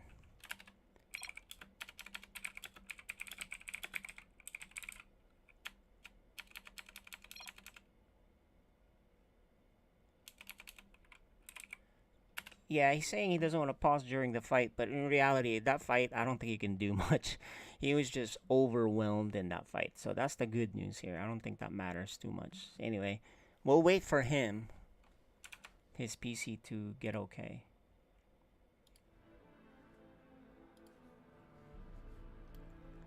So we'll wait. But, you know, that fight, Neutrophil got overcommitted. He probably thought he had it won, but he didn't have it won yet. And he threw away a lot of units. If he just backed off, yeah, he should have died. Regardless, you know, the stuttering really didn't matter there, right? His army was just not big enough. But Neutrophil went too far down, then the mines crushed his army. He lost it all. So, however, Ghost Chant is down to 2 bases. He's in an all-in situation. Protoss has a 4th base.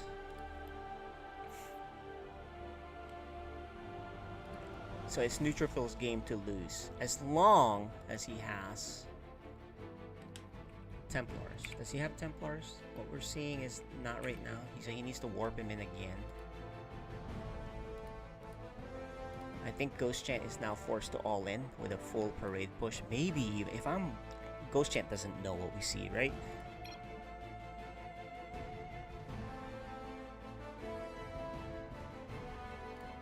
Okay.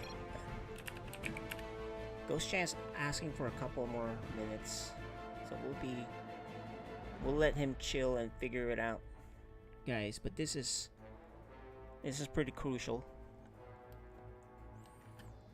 You know, he still has a good chance, a decent chance to win this. You know, if he pulls everything maybe, and then he just has a big bio army, and Neutrophil does not have Storm, then he's in trouble. He can lose this game. What's the upgrade situation? +1 for Terran. So Terran has the upgrade advantage too. Okay, I think he is ready.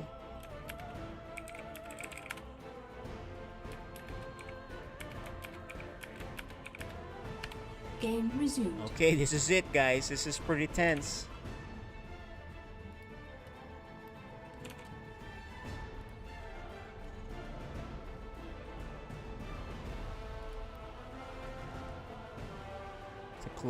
Close game. He's seeing like this base that doesn't have anything, so he's like, oh, maybe he's all-inning me and I'm okay. But he forgot about Neutrophil's secret base. Is Neutrophil... Okay, Neutrophil did warp in some Templars, so that's good. He'll have at least 3 storms. There are ghosts now, though. So, the next level there is get more army. There are ghosts.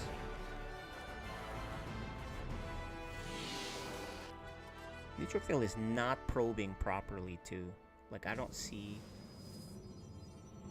the probes here. I think he's waiting for a drop. Yeah, he's worried about a drop. But he's not making probes here, so that's highly suspicious.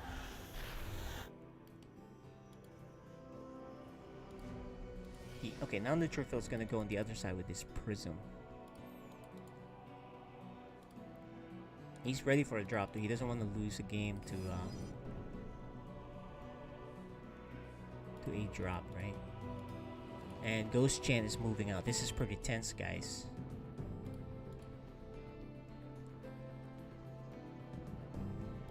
This prism is still chilling here.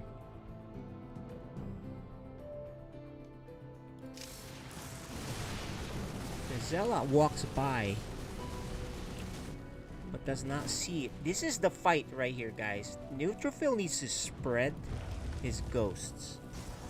If he gets EMP'd, he could lose this game. He needs to... The Ghost Chant is coming in. Okay, the big EMP. Where is it? Okay, it's the... Oh, the EMP misses the... They miss, and there's shield batteries here. What? Oh, he misclicked. He was trying to do the overcharge. That's so funny. There's gonna be another... He's gonna lose. This is high value. This is so lazy. Oh man, he is so lazy. That was really bad. But he does have 6 Templars. This prism needs to be attacking. Another EMP. My goodness, you need to send him back, boys. But he still has Storm.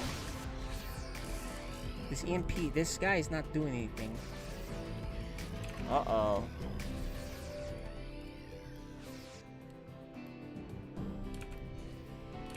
It's gonna happen, guys.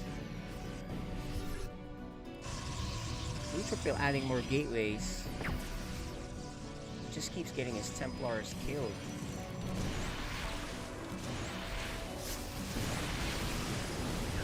still think he has Storm, though. Yeah, he still has plenty of Storm. His army is pretty scary, too. I don't think it matters that he did all that, because this army is pretty strong still. And he's gonna kill this medevac, and that Storm is really good. That medevac's dead. He crushed that army, and now Neutrophil can go. Despite some really good EMPs, Neutrophil just had way too many Templars. And he's now pushing in for the kill. These mines are still active, by the way. And Neutrophil did this with no upgrades, no Protoss upgrades. He's forgotten about the Prism. This might be fatal damage, because once he gets into the production, Ghost Champ cannot make anything. Once he is after you. And that's gonna do it, guys. What a game.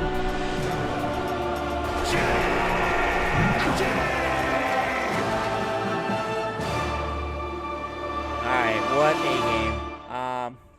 Let's bring him in and let's see. Well, you and I know we're watching the game, right? It was just you know, the army right there. Let's just bring him in.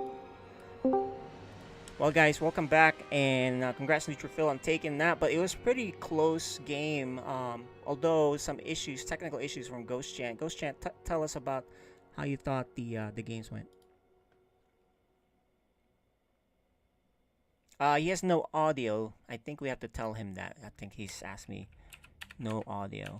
Let's make sure that he knows he's being interviewed. Testing 1 2 3. Can you hear us, Ghost Chant? Can you hear me? Yes, now we can hear you. All right. All right, Ghost Chant. Walk us through, because you're a meticulous Terran. You kind of know when you get supply blocked. You kind of know when you know, that first, was it the first or second game? You pulled the SCVs into one spot. Those kind of things, right? You notice your mistakes more than anyone, more than we would, right? So tell us about what went well, what went wrong, etc. Let's see. I guess we can start with game one. Game one, I just didn't open properly. That was meant to be a whole thing with Hellions and a medevac, and medevac was late. I made a Widow mine instead of one of the Hellions, so I didn't have enough Hellions for the push. Yeah, it was just a hot mess all around. And then my macro was terrible, because like normally I'd be like, cool, I'll just macro out of it. I was like, man, I'm floating 2K. I saw that. Yeah, Vales saw it. Vales was like, he's got 2K of money. Yeah, right. So, okay. So game one was just a clown fiesta for you. Like, it was terrible for you. Game two was really good. Tell us about it. So game two, I was just gonna settle in a macro. Like, you'll notice I'm normally more aggressive with my 3 racks. I really just kind of sat back, because why I needed a sec after that first game was because I was looking at our income and everything, and I was like, oh, if I take this game long, I'm probably going to be better off, because he had bigger army than me, but I was like looking at the pure macro side of things, I was doing better than him. Yeah, so, you had good command center count. It was insane. So now tell us about the pivotal. And then from there it was just game. Trying to the final game. The final game, I just, again, wanted to take it kind of long. I was super confused for a while, because I kept sending out scouts, and I was like, where's his base? Where's his base? Where's his third? Yeah.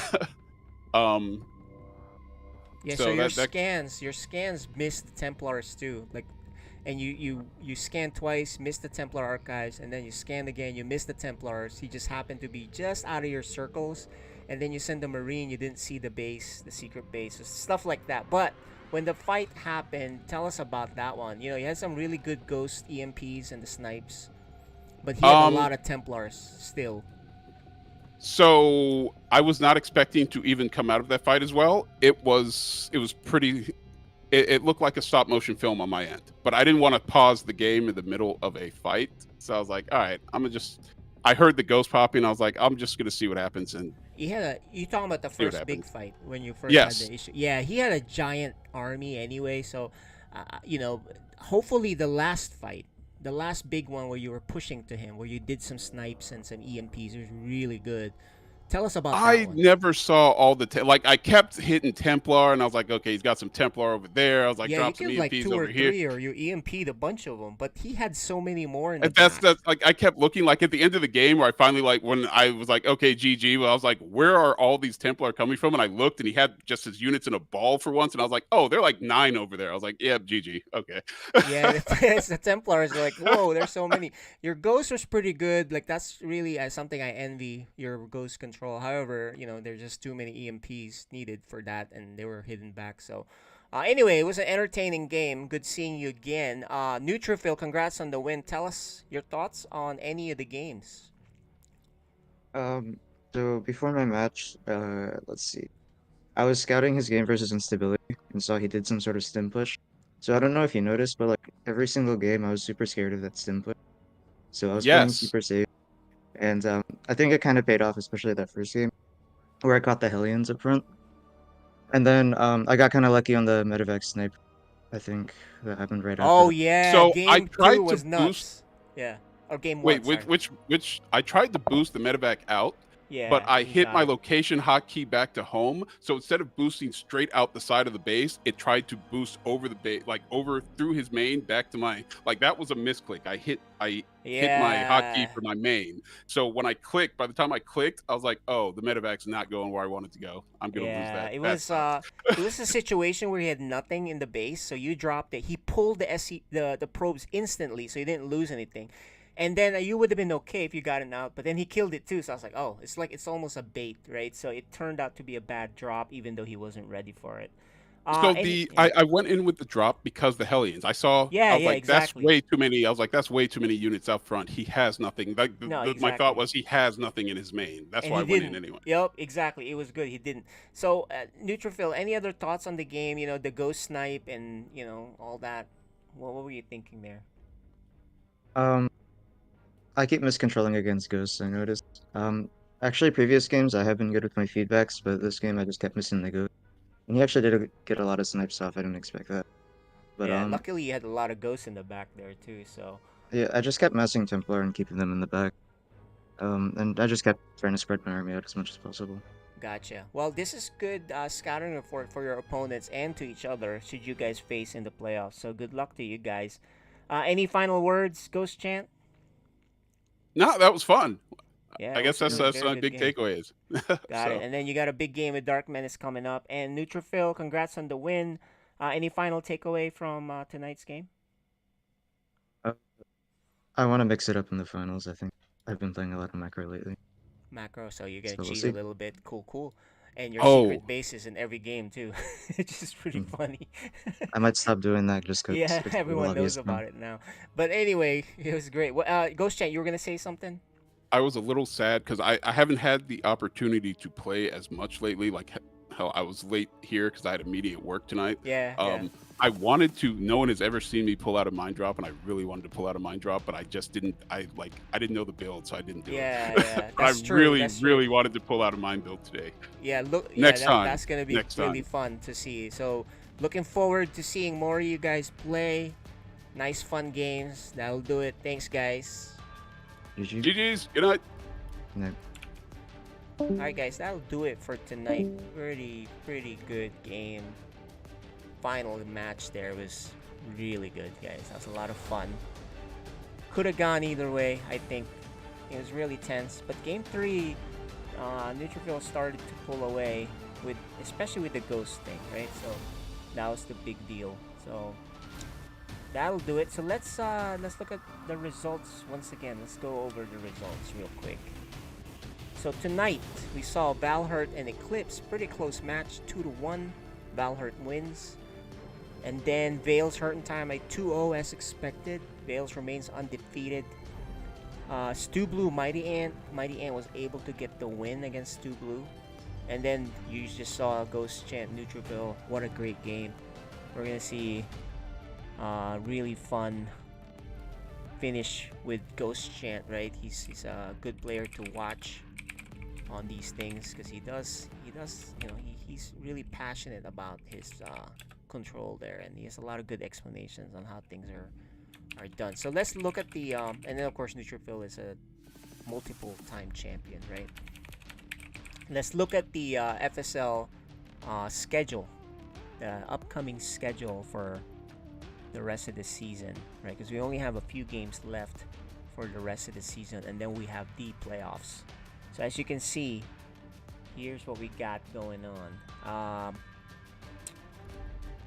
This Friday, Polaris Mista Fusion, Mighty Ant the Archaic, and then we got Veils and Dark Menace. That's a good one, because you know what? Ghost Chant is looking forward to facing Dark Menace again. So he's gonna get some scouting report there.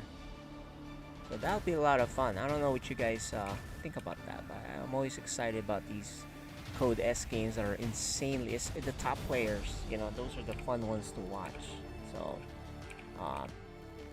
but yeah, that'll do it for tonight, guys. We'll see you next Friday, and we only have, looks like 4 more broadcasts after Friday, and then we'll have the playoffs. So we'll see you guys Friday. Alright. Peace out.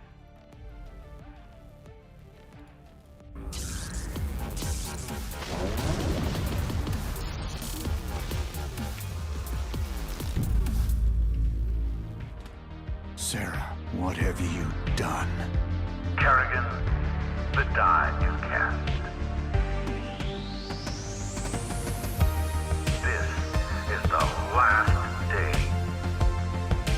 Your swarm darkens the sky of any planet. Forget Minsk. Forget all of it. When we are done here, I will return to my people and accept their judgment. Command, we've found Kerrigan. She's holed up in a Zerg base. I made my peace long ago.